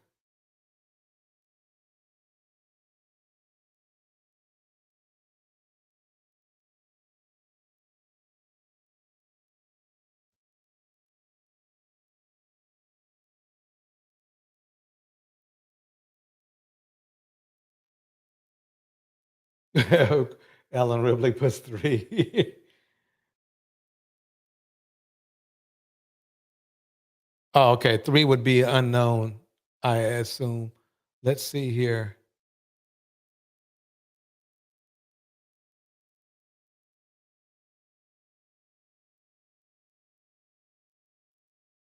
Okay, let's end this on a good note with some funniness. Let me play a taste of what's coming out soon. This it? Okay.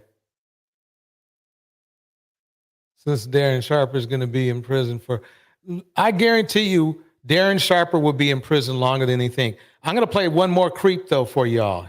Here we go. This is from Phone Calls in Prison. Phone Calls in Prison, breaking it out. Here we go. Let me get the beat up.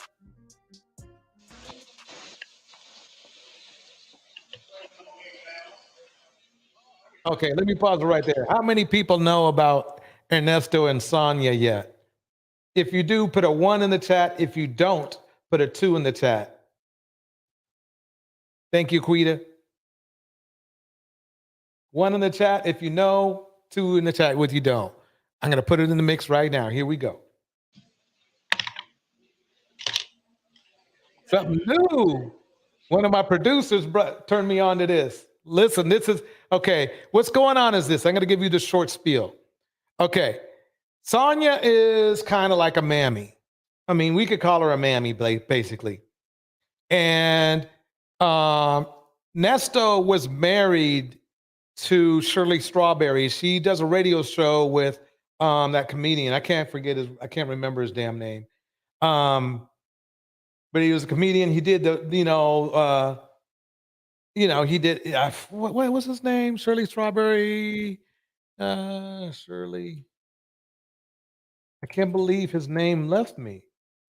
Very in live show with Steve Harvey. Steve Harvey. She did something called Strawberry Letter 23 or something like that. Oh, Strawberry Letter. That Strawberry Letter 23 is actually one of my favorite jams of all time. But anyway, let me play this and get you all started into it.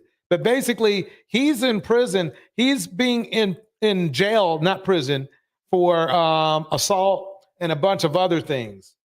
Scams, assaults, everything, right? Okay, here we go.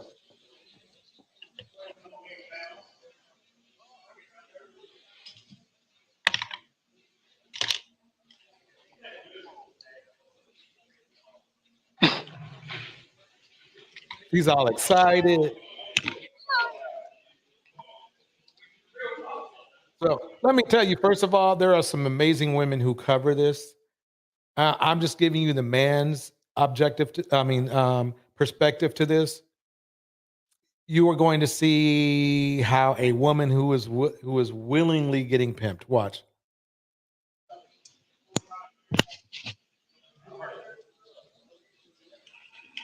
Hello. How are you today? I'm fine. How are you? Hey, I'm good. Everybody wish Quita a good night. Quita, you have a good night now. Huh? I said I didn't know they were going to start. You know what? They were going to start the thing so early. That's my jam right there, Quita.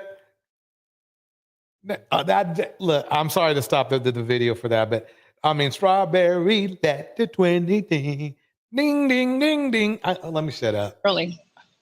Oh, no, it ain't early. It's a little late. About two minutes, that's all. My clock is wrong in my car. That's right. It is. Yeah. Black people, how are you? I see you got your platinum joint on. That's good. You look. Yeah. Okay, you look nice. Like this little ponytail. Okay. Okay. So what you got going on? You enjoy yourself last night? 'Cause it was raining real hard. I didn't go anywhere. I just went to that Christmas party. And it was a bunch of shout out to Wisdom's daughter. She does a great job with these, by the way. old people. What? I was only there for 30 minutes. And the food, it felt like it was catered by Publix. Oh, I damn. went for the food. I was thinking I'm about to get some food that stick to you. Right. Man, I'm like, this tastes like Publix made it. This tastes like Publix made it. I was like, damn. I'm out. Yeah. Okay, I didn't know okay. nobody there. It was just a bunch of old people. I see you got them nails done. Okay. Oh, they're pretty too. Okay.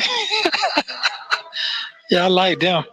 Them look nice right there. I took that blue off. So yeah, I took the blue off like 2 days later and did this. Let's go with everything. That blue wasn't gonna go with this. I wear a lot of black in the winter, you know. Yeah, I like that. That's a nice interview jump off there. I like that all black. What you got down, jump jack. Let me fast forward a little bit because they're just small talking right there. For the congratulations. Well, congratulations. And then I ordered the stand with the light that holds the phone, and I ordered the microphones. I had bought microphones. Oh yeah, this is the one where she's talking about. So how you feeling over there? This is when she started a new channel. I was thinking on the way over here because I got to do a I got my phone yesterday for the Congratulations! Well, congratulations. And then I ordered. He's acting happy, but really he's mad because he'd prefer her spend that phone money on him, not her. I ordered the stand with the light that holds the phone, and I ordered the microphones. I had bought microphones from Best Buy, but they were like $300. Then I saw them on Amazon for $30. A phone? So I was like, it ain't the same phone. It ain't the same mic, but hey, at least he's smart. No, like. the microphone. You gotta have microphone. Okay. Right? When I'm out. Okay. Because one time it was like they couldn't hear me because of the back noise or whatever. Mm-hmm. But yeah, because I need to, speak on have little sessions. I was emailing did a little format for the email so that I could email the your attorney. I was just doing some stuff. Let me put a pause on this for a second. Why Seeking Knowledge is dropping knowledge once again. Until we get our affairs in order, we will continue to be a bad state of affairs. I'm going to have that in there. In a bad state. No, actually, that sounds good. In a bad state. Thank you for your network, DJ. Why is Seeking Knowledge? Thank you for your knowledge. Let me tell you why Seeking Knowledge. She be dropping bars all day, every day, and always on Sunday. Here we go, everybody. Here we go. Ernesto. Breaking some things down. And when you got arrested, you did have 2 warrants. You had the car situation, and you had Calvin, because Calvin went to the police in 21, a year prior. Right. You had that on you. Right. Now, what's funny is that for some reason, she thinks that having 2 warrants is civil, not realizing that that's not how it works. That's criminal. It's not civil. Here we go. Still no grounds for a search warrant for what they did. That's not grounds. Having a warrant for something in Alpharetta with a credit repair doesn't cause for a search warrant, on your stuff. It has to be trying to do a search warrant. And they would have to be the law enforcement involved, which it wasn't. But with him, he used to work for me. See, he got on the thing. And he tried to act like he was a stranger. Because he said, you introduced yourself as Ernesto. And I'm like, and then your son's like, he know him. He used to work in the barbershop. I said, so why? And then he's trying to come off as a stranger. Man, I'm saying, when I tell you this shit. Okay, so let me stop it right there. I'm going to give you the lowdown on this dude right here. Basically, if you remember, I played a tape a couple days ago of this young lady making a testimony on a live stream that she did about her experience with our Ernesto. And basically, he's let's just say he's in being accused of the pedo thing, number 1, and number 2 of assault as well of a woman, where he was literally telling these women to take off their clothes in his car. Like and if they didn't do that, he would fire them. That's the kind of dude we're talking about. Yeah, his name is Ernesto. But people call him Ernest and Ernie or whatever. But here we go. Yeah, so I don't understand what's going on in my life. What is going on? See, as Black men, we would want, if we want to, the only way we're going to raise our value in, the society is by helping to take men like this off the street and not playing that stupid snitch game, saying, well, I'm not going to snitch on him. I mean, come on. Things you don't snitch on somebody doing is smoking weed or something. But if they're committing hard crimes, send those mofos away. You got to just send those motherfuckers away. Otherwise, it continue not to be respected. That's all I'm saying. But we're gonna touch on Pinocchio for 5 seconds. Well, with him, I'm gonna wait until you get that paper from Dion so you can read it for yourself, the contract and what I asked him to do. You see what I'm saying? Because I don't today and meet him. Yeah, because I don't want to. I gotta have my facts together so you can see what's going on. Yep. The dumb A sounds fits even better. You're right, Marcy D. Before I do what I'm gonna do, because first of all, I got jacked up a lawyer with that, and then this big shit. Fast forward. And on top of that is, so with him, I already sent him a letter. So he gonna get that letter out of his office on Peachtree. So he'll get that this week. The one I sent him a long letter, same way. I broke everything down, and also he get himself prepared to pay that money back. Cause he told me he don't do refunds in the letter he sent me. He gonna pay that, and he gonna pay everything back. Okay, so I'm trying to get that. But before, why I seek knowledge, I feel you on that too. Why seek knowledge says, I'm feeling so messed up after that video about him expecting sex for employment. Exactly. And unfortunately, it's a very common thing. And I believe it or not, I think it's what really got blew up black businesses, because why good people who have who had the skills, and then the young lady who he tried to assault or did assault. The sad part of it is she was very well skilled and very well motivated. All she wanted to do was dig herself out of a hole and be employed and work. Just exactly what you would want a woman to do to level up. And he did everything on the opposite. I couldn't believe it. So let me read this one more time. I'm feeling messed up after the video about him expecting sex for employment. They can't be in power without abusing it. Bars, exactly. And that abuse of power is basically one of the major reasons why black businesses fail. I believe that wholeheartedly. Along with not enough capital. On that paper, I need you to read what I sent what I gave him to read. That girl, paper that he wants you to sign to relieve him of his lawful duties. Bridget, the last I heard is that Bridget asked, is Shirley still supporting him? I believe the last time she put something on his books was about a month, or no, it might have been longer than that, but at least a month ago. So it's been a while. She made it clear that she was done with him, though. I mean, not done with him. She was tired. That's what she said. She didn't say she was done, but she was tired. So I should say it accurately, because you have to go by exactly what everybody says to know what they really, really mean. She said, I was just tired. The paper that I sent to Dion is what I wrote him and told him what I wanted him to do, that I had the girl to read to him. You understand? The paper that I sent in, yes, his worker, his assistant. So assistant, I wrote 2 letters. The only reason he's being nice to Sonia right now, because he's in jail. And he has nowhere else to turn. Otherwise, he'd be a monster again. Him and one to Dion. So Dion have a backup letter. You understand? When I told him I need for him to file me a fast speech trial, give me another bond, he did none of that shit.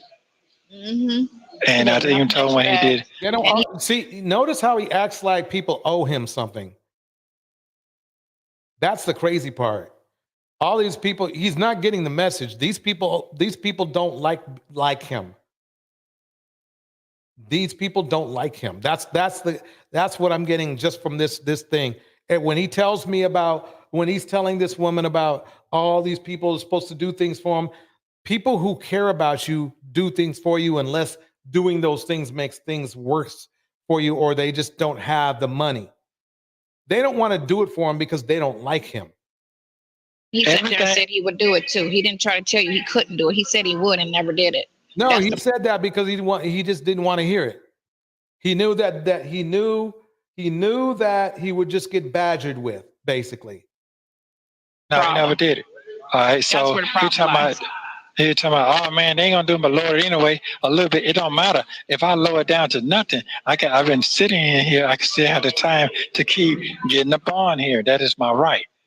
You know what I'm saying? Yeah. So what I'm finna say, I don't want to make no more moves with the lawyers, because when I went to the doctor the other day, I ran into this other guy. The Detroit mayor. Let me bring that up. Hold on one second. Let me see about the Detroit mayor. Let me let me keep this going. Yeah. Matter of fact, he was next door to me. He told me, been this motherfucker 3 years with What's this case? four child and child. He been sitting this motherfucker 4 years without no trial, no plea, no nothing.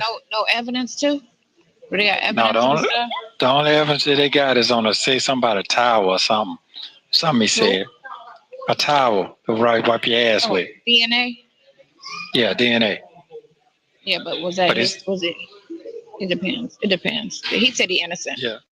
Okay, so yeah, break it down to me about the Detroit mayor. I might have to bring that up too.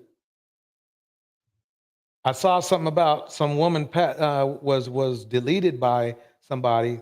That's crazy. Man, listen to this dude though. Listen to him. So what I'm saying is that's how they sit your ass in. They could sit in here for 5 years and don't have to do anything with the case. Okay, this is the funny part to me. Sonia must know that he literally ruined Shirley Strawberry's career and life. And she's trying to help this dude. Men like this don't deserve any more help. He's exactly where he needs to be. And it's probably for his own benefit as well.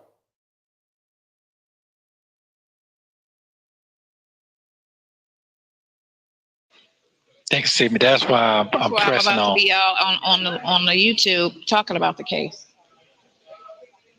Well, I'm not telling I reached nobody. out to the guy.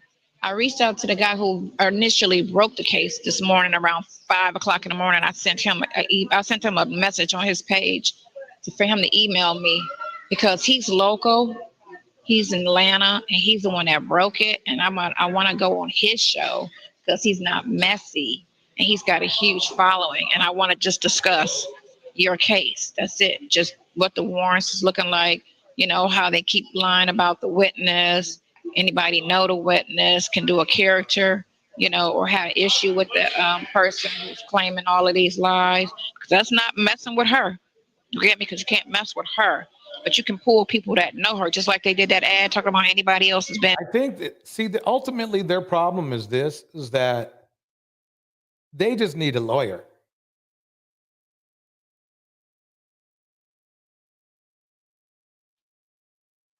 They're way over their heads. They don't really know what they're talking about.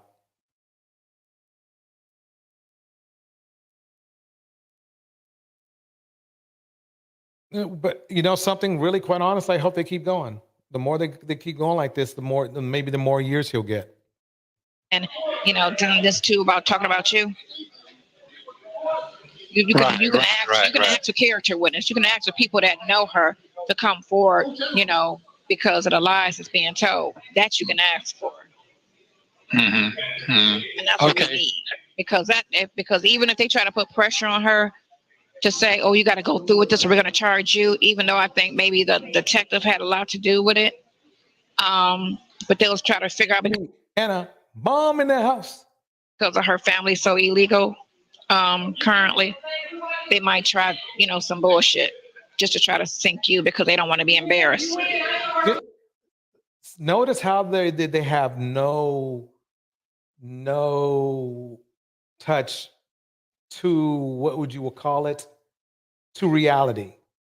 No touch to reality at all. They really think, and see, this is where when they start that phrase of, oh, wow, the system is against us and everything.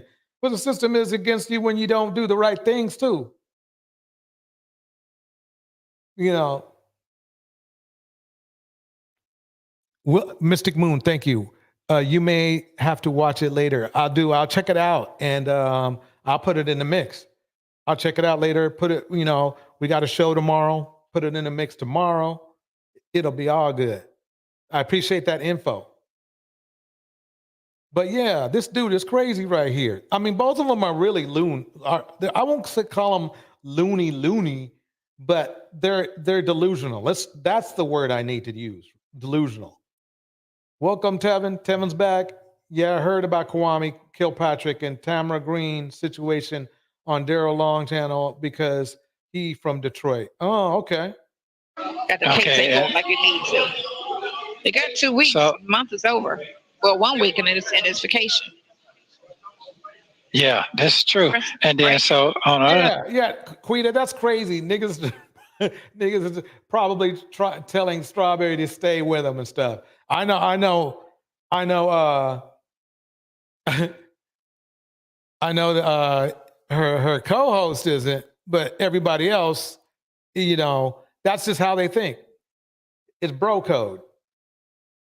on the present thing, note is I want to go ahead and file my suits now. Oh, I know, right? For all of those bloggers and against YouTube, because I've been reporting all of the sites and they haven't taken them down. So YouTube. You can report them though. You can report them. It doesn't work like that though. I know. We responsible for that as well. Yeah, they're not going to do all that. So I'm ready now. I just need to see the procedure, how old boy did his, and I'm ready. And once I get that file and everything, and that right there going to change the game. And as for it's going to bring light to it. More light. And then you just need a lot of attention to it. Remember now, he's just all he is. The only claim to fame this dude has is that he was the fake or maybe real husband of a very famous, very excellent online personality, and that's it. Otherwise, he'd still be in prison right now. This shit can just be like handled correctly. And people will speak out. I got to do a contact information for people to speak out that might know her and be like, oh, I know that bitch. You know what I'm saying? Let me tell you how she is and how she did me, because you need all of them type of witnesses in court. Because right now it's just your word against her word. So you need people to come in court that can say what type of person she is. Mm-hmm. Okay. I gotta go get Monday the police report tomorrow. I love how Sonia's just saying words, bars. Kid, I never went and got. I gotta go get that. And it might not even be there. It might be. It might not be there. Because they transfer that stuff to what they call that shit. Donald Lee Holloway. Donald Lee Holloway. It's a police department over there. Yeah, the main branch. So they kind of. You want to get a report, might have to go there. Her birthday's October 1st. And you said it was around her birthday. Yeah, exactly.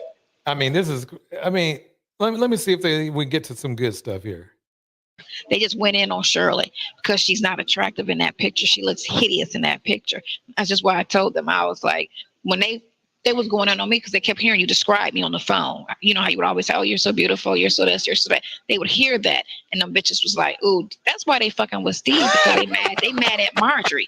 They never messed with Steve before he married Marjorie, and if Marjorie was fucked up looking, they wouldn't be saying anything about her. Well, listen to the situation. We are talking about a guy who's probably going to be in prison if and when convicted, and probably will. For at least 10 years. But they are in here ridiculing the looks of other people. That is funny to me. That is totally funny to me. Everybody knows that he totally used Shirley. Mystic says, I love how Sonia is just saying words. Yep. She's just, yep. Him. They wouldn't be nothing. True. They just, because it's all female doing it. It's 90% female doing this. This is all bitches doing it. And they female, still going in on them? Man, they still posting. This bitch posted something yesterday. What? Yeah. Wow, these are two classy individuals, that's for sure. Posting every day. I didn't even look at it. I got to look at it. And then my brother's going to fly in town because I want him to be on with me because he gives a great perspective. and he could go in and call them all kind of names and shit, and it won't look so bad like me calling them names. But he can go in on them and, you know, talk about how they just weak ass women and da da da da da da da da da da. I was like, yeah, you need to come on with me, because I want somebody to go in on them and not let it be me. Because when you went in on Wendy, they was like, oh my gosh, Shirley, you dodged a bullet. He's so violent. This and I was like, and I had to check this one. I was like, how the fuck you see violent? He is violent.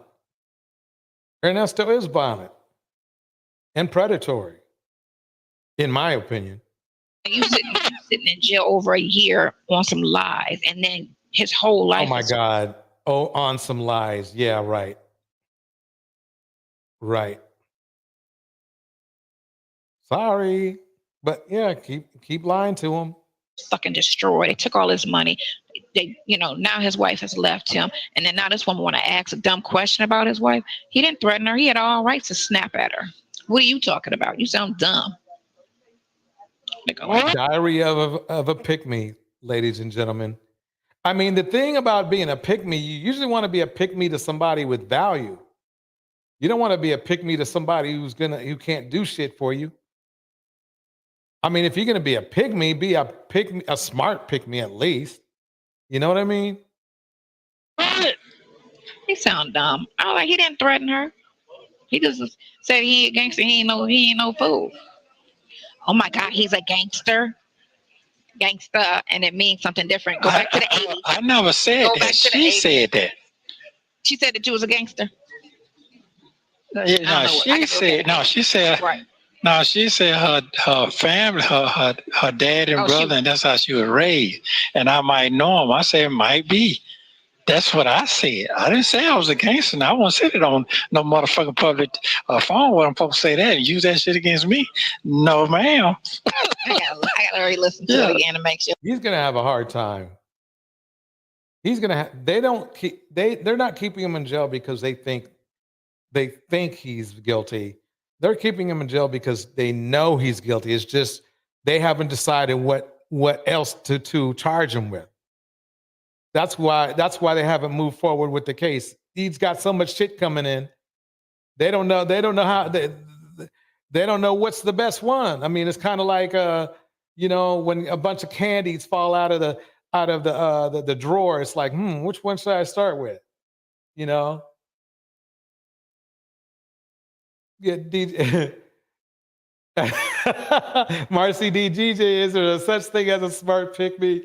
Good point. Good point. Sure. Right. Because you know how they screw shit around. Maybe I should do a live stream called Pimps and Pick-me's. The perfect couple. You thinking one thing when it wasn't said. Well, guess what? Even still, you know what I mean. Sandra Red is on point. She knows this. He said that. Yep. It's old terminology. I'm street smart is what I'm trying to say. I'm about that life. I'm not dumb. Yeah. I'm not dumb. Basically. So that's what I really. But see, it makes sense that he's. Let's not call him GAY, gay. Let's call him DL, because see, people can be gay and not be toxic. But when you're DL, when you're down low, that's when you're toxic. And because DL men, I am convinced, show the least amount of respect to Black women and women in general, really. I think I'm serious. My theory is they use sex as a Band-Aid to their mental issues they do not want to get repaired. Really looking forward to that process to get going, because when that process get to going, guess what? Once that start coming, everything else start moving out the way. Nothing's going to move out the way. He needs to start ordering some law books. That's what he needs to do, because obviously it doesn't seem like he's going to get any support. So he might as well start reading them books and see how many years he can shave off. But that's all it's going to be.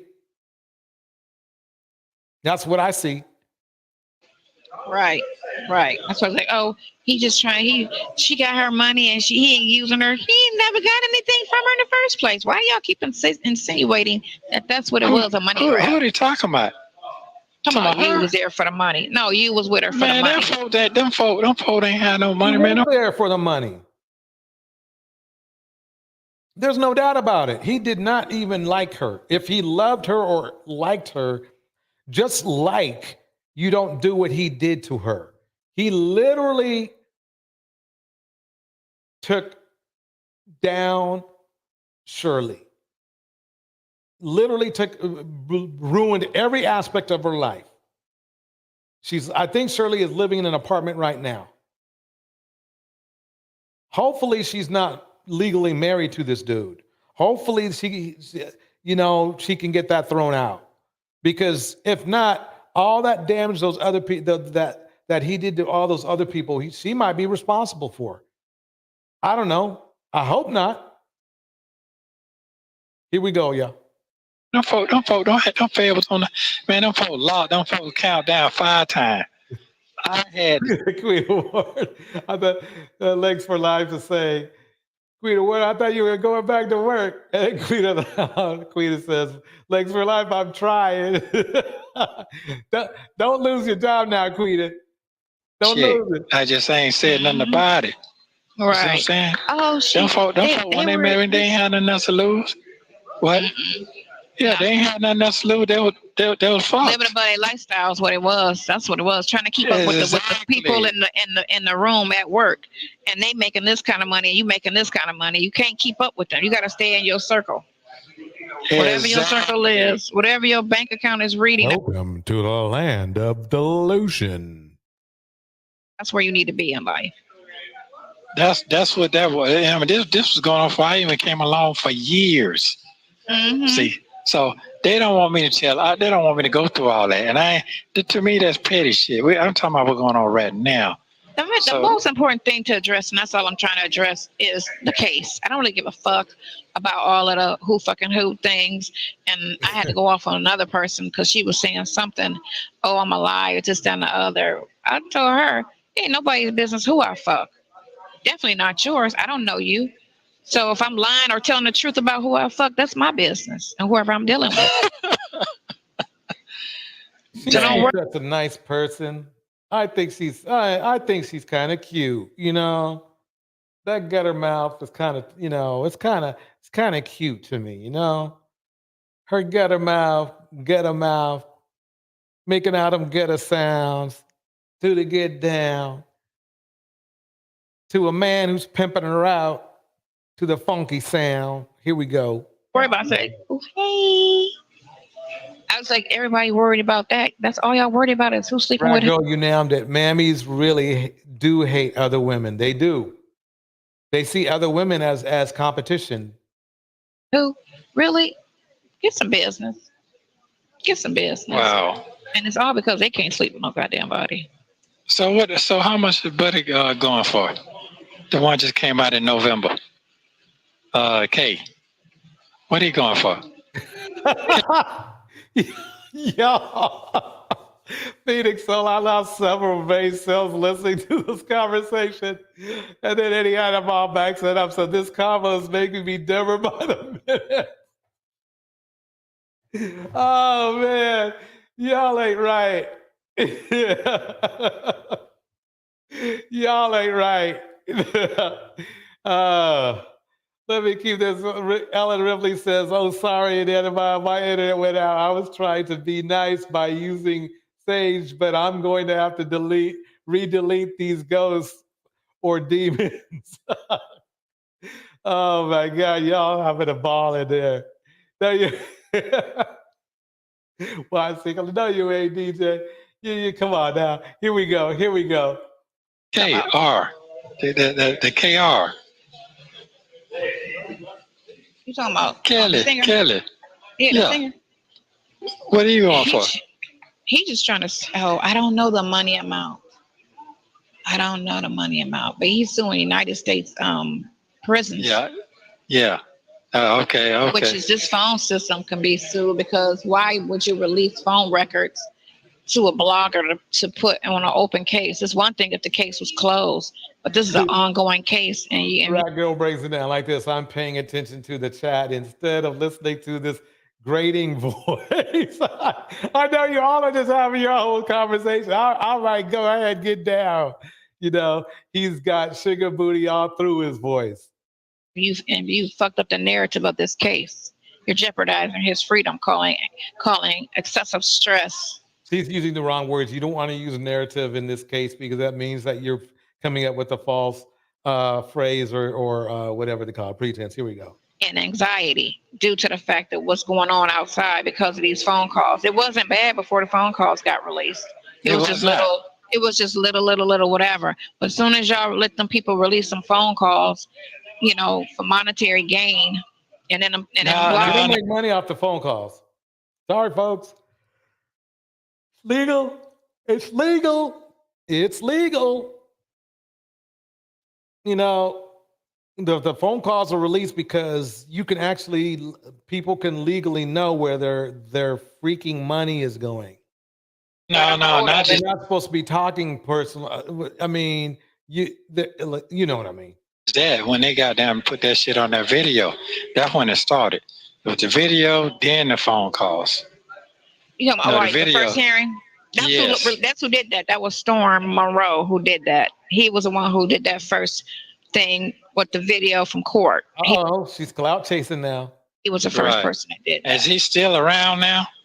That's who I contacted yesterday because he's not, and he's the one that did the stuff on Steve Harvey.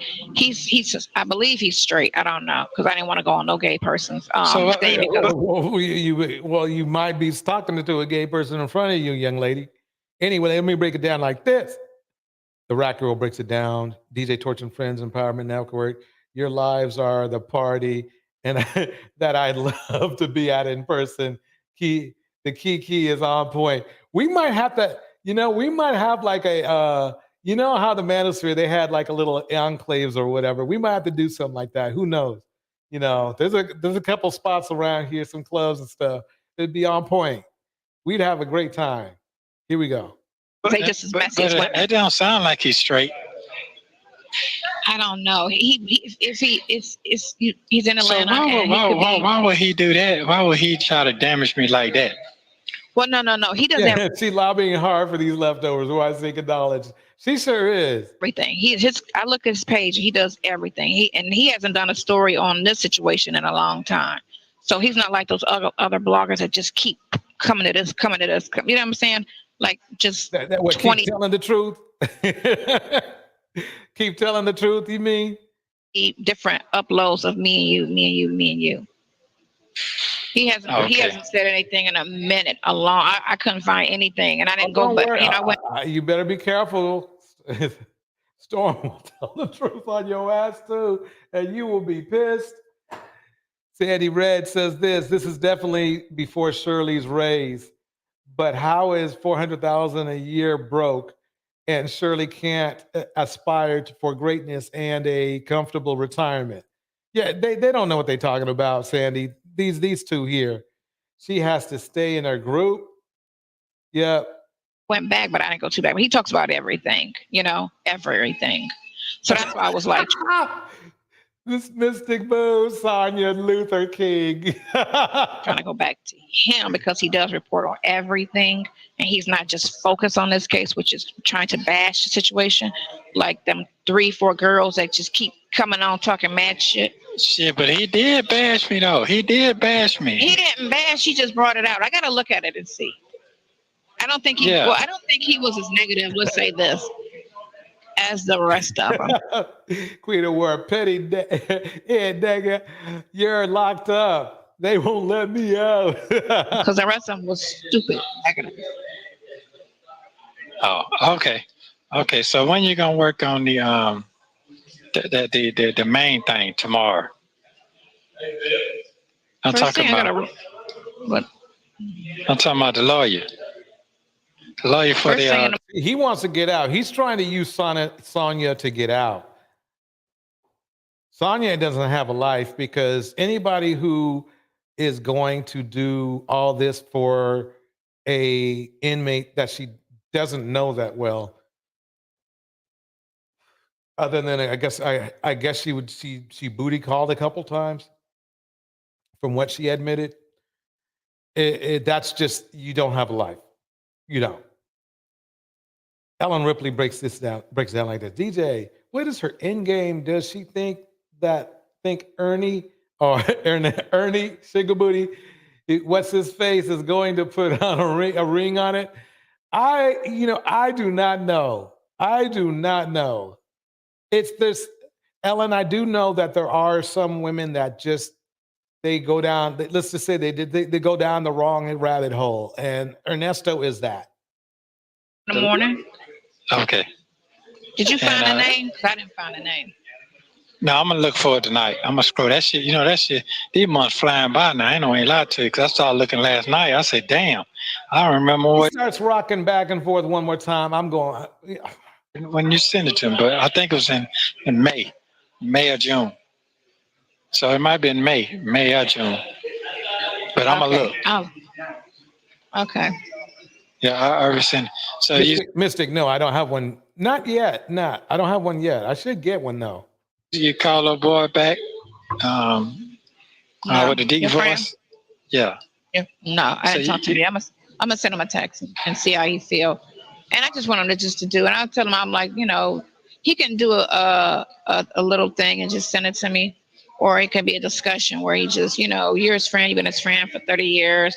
You know him better than anybody because you know how boys talk, this, that, and the other. I swear. And the other guy did good too, because they played the phone call between me, you, and Rook. When Rook, the one that you was locked up with. DJ, he's a black male. That's enough. They played that too. That came out. And that was good because it said, he said when y'all was locked up, he said when he heard what happened about all of those charges, he said that man didn't. Said he read, here's sucking down some baked chicken bone, wondering why he's going in hard. She is going this hard for somebody's husband. Exactly. Do that. That's not him. He didn't. I know he didn't do none of that stuff. I was locked up with him for 3 years, and all he did was talk business. All he did was talk about his barbershop, what he gonna do. That's all this man did was talk business. He wasn't talking about bitches, and people in prison are themselves.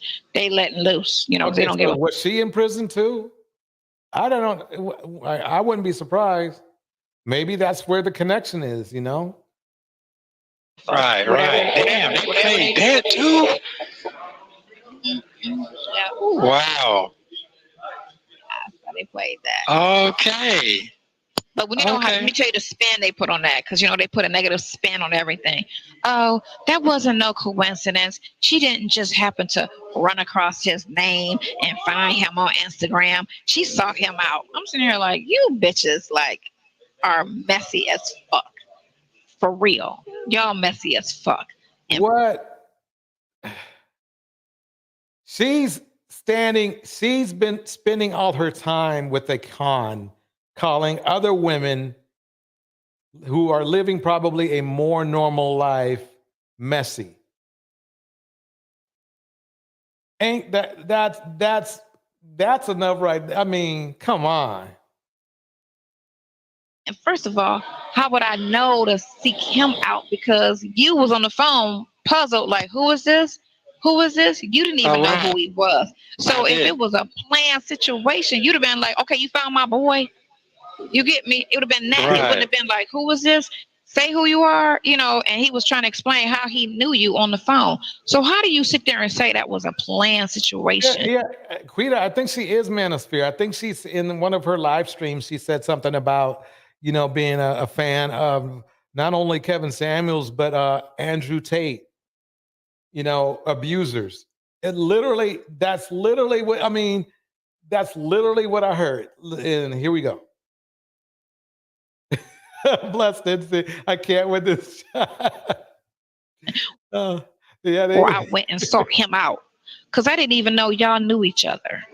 Damn. Because you never even ever spoke about who you was in jail locked up with. You never discussed any of your Hemisphere, climbing the Mammy Mountain.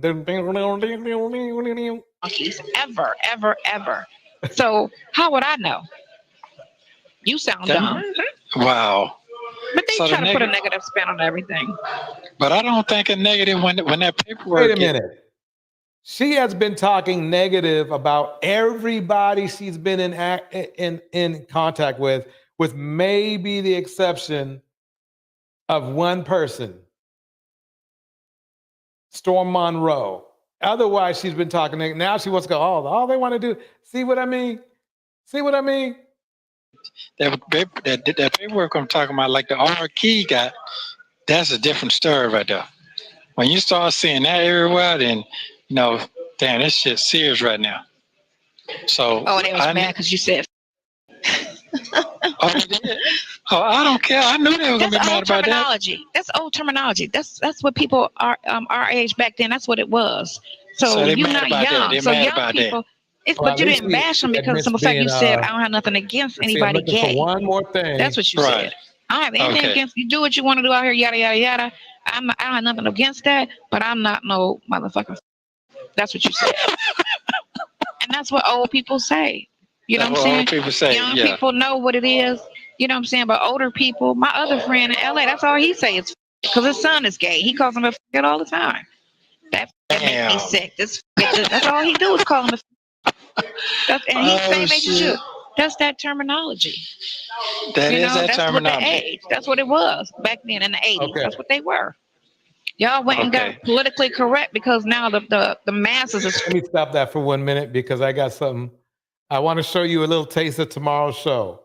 Okay? I'm going to show you a little taste of tomorrow's show. If you thought tonight is funny, entertaining, jarring, all at the same time, this is what I got for you tomorrow. I'm only giving you a taste, though. I'm only giving you a taste. This is Rick Ross's ex. Listen to her. Please listen to her. Get up on your ass, bitch, because you dead broke. Like me. You riding the littlest beamer, hoe. Yeah. Be sure to like, comment, and subscribe. That money up you got out of 50, huh? What you did as a mother, we would like to know. Show us your churns and they credentials. I ain't talking about nobody because I love all the 57,000 million churns he may have out around the world. I know he done been around the world. He ain't never took his churn, no motherfucker. My son had a passport since he was 4. How many stamps on that bitch? I think 1. Or wherever I done took him, I think 1. I don't know. But all I'm saying is they ain't never been to Africa. They should have been there. I want that whole Stony in here. Get that bitch Stony. Somebody get that bitch Stony on the line. Get that bitch Stony on the line. Get on the line because I know it's her. It's Sunday, ho. I don't with people's. I'm going to ride you this go around because you was calling me. All right. That's going to be a part of tomorrow's show. I got so much going on tomorrow. Tomorrow we are doing cheaters. Cheaters tomorrow night. Let me even bring it. Let me make sure I bring that up. You are going to love the show.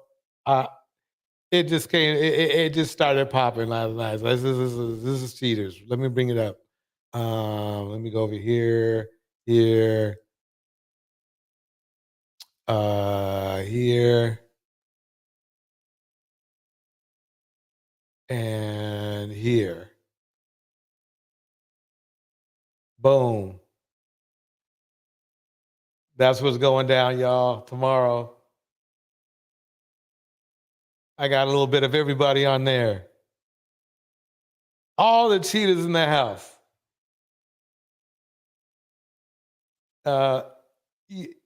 She looks a lot like Lisa Ray, this young lady right here, who was, the woman who got, the woman who was married, but her dude just wanted to act like he was single, So I got Rick Ross in the mix with his ex in the mix.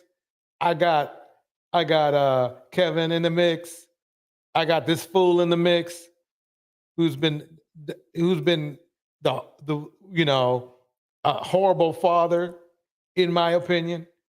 I got everything in the mix for tomorrow. You got to check it out. You got to check it out. It is gonna go down. Ellen, you have a good night. Let me go get back over to here for a minute. And yeah, it's about that time because we all got things we need to do tomorrow. We all got things we need to do tomorrow. Wait, no, that's not it. Where is it? Right here. That's not it either. Where is it at? That's not it. Hold on 1 second, y'all. There we go. Here's it. This is what I was looking for. This is what I'm looking for. This is what I'm looking for. Now, what I'm going to do is I'm just going to keep, if y'all keep chatting, I'm just going to keep playing music in the background so you guys can chat all you want. Everybody, thank you for coming through. Finally, Darnell. Yeah. The Niners, it looked bad at first, huh, Darnell? It looked messy at first, but the Niners did their thing. Everybody, thank you for coming through. This is DJ Torch. And I'm still here. I'm just playing music in the background. Here we go.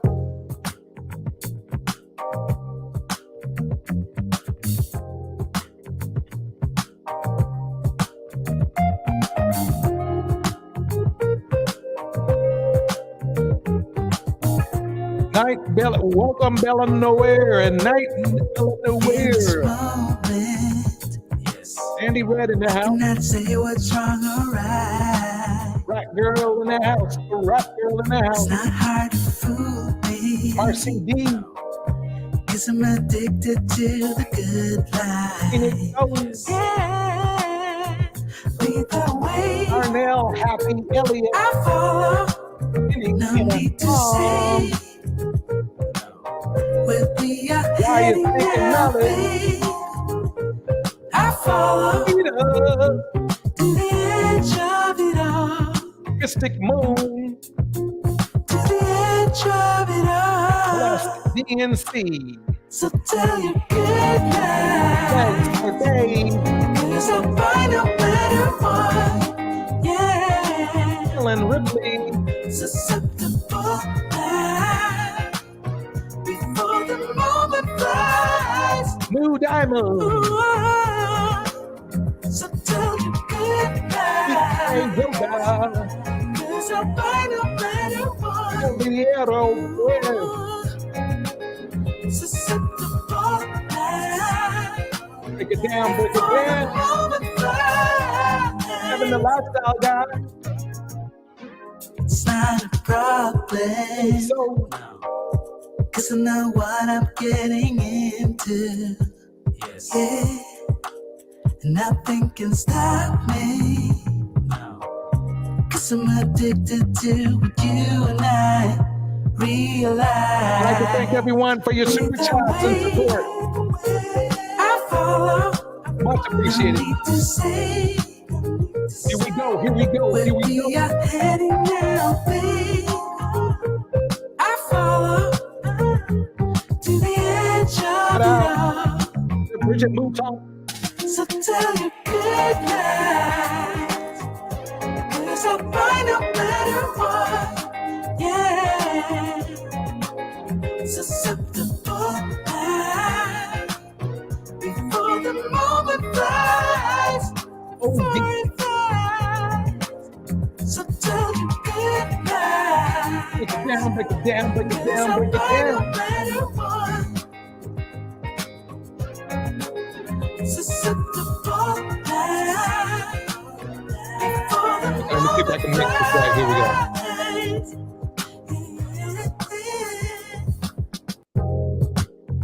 I did it. That was a cool mix. All right.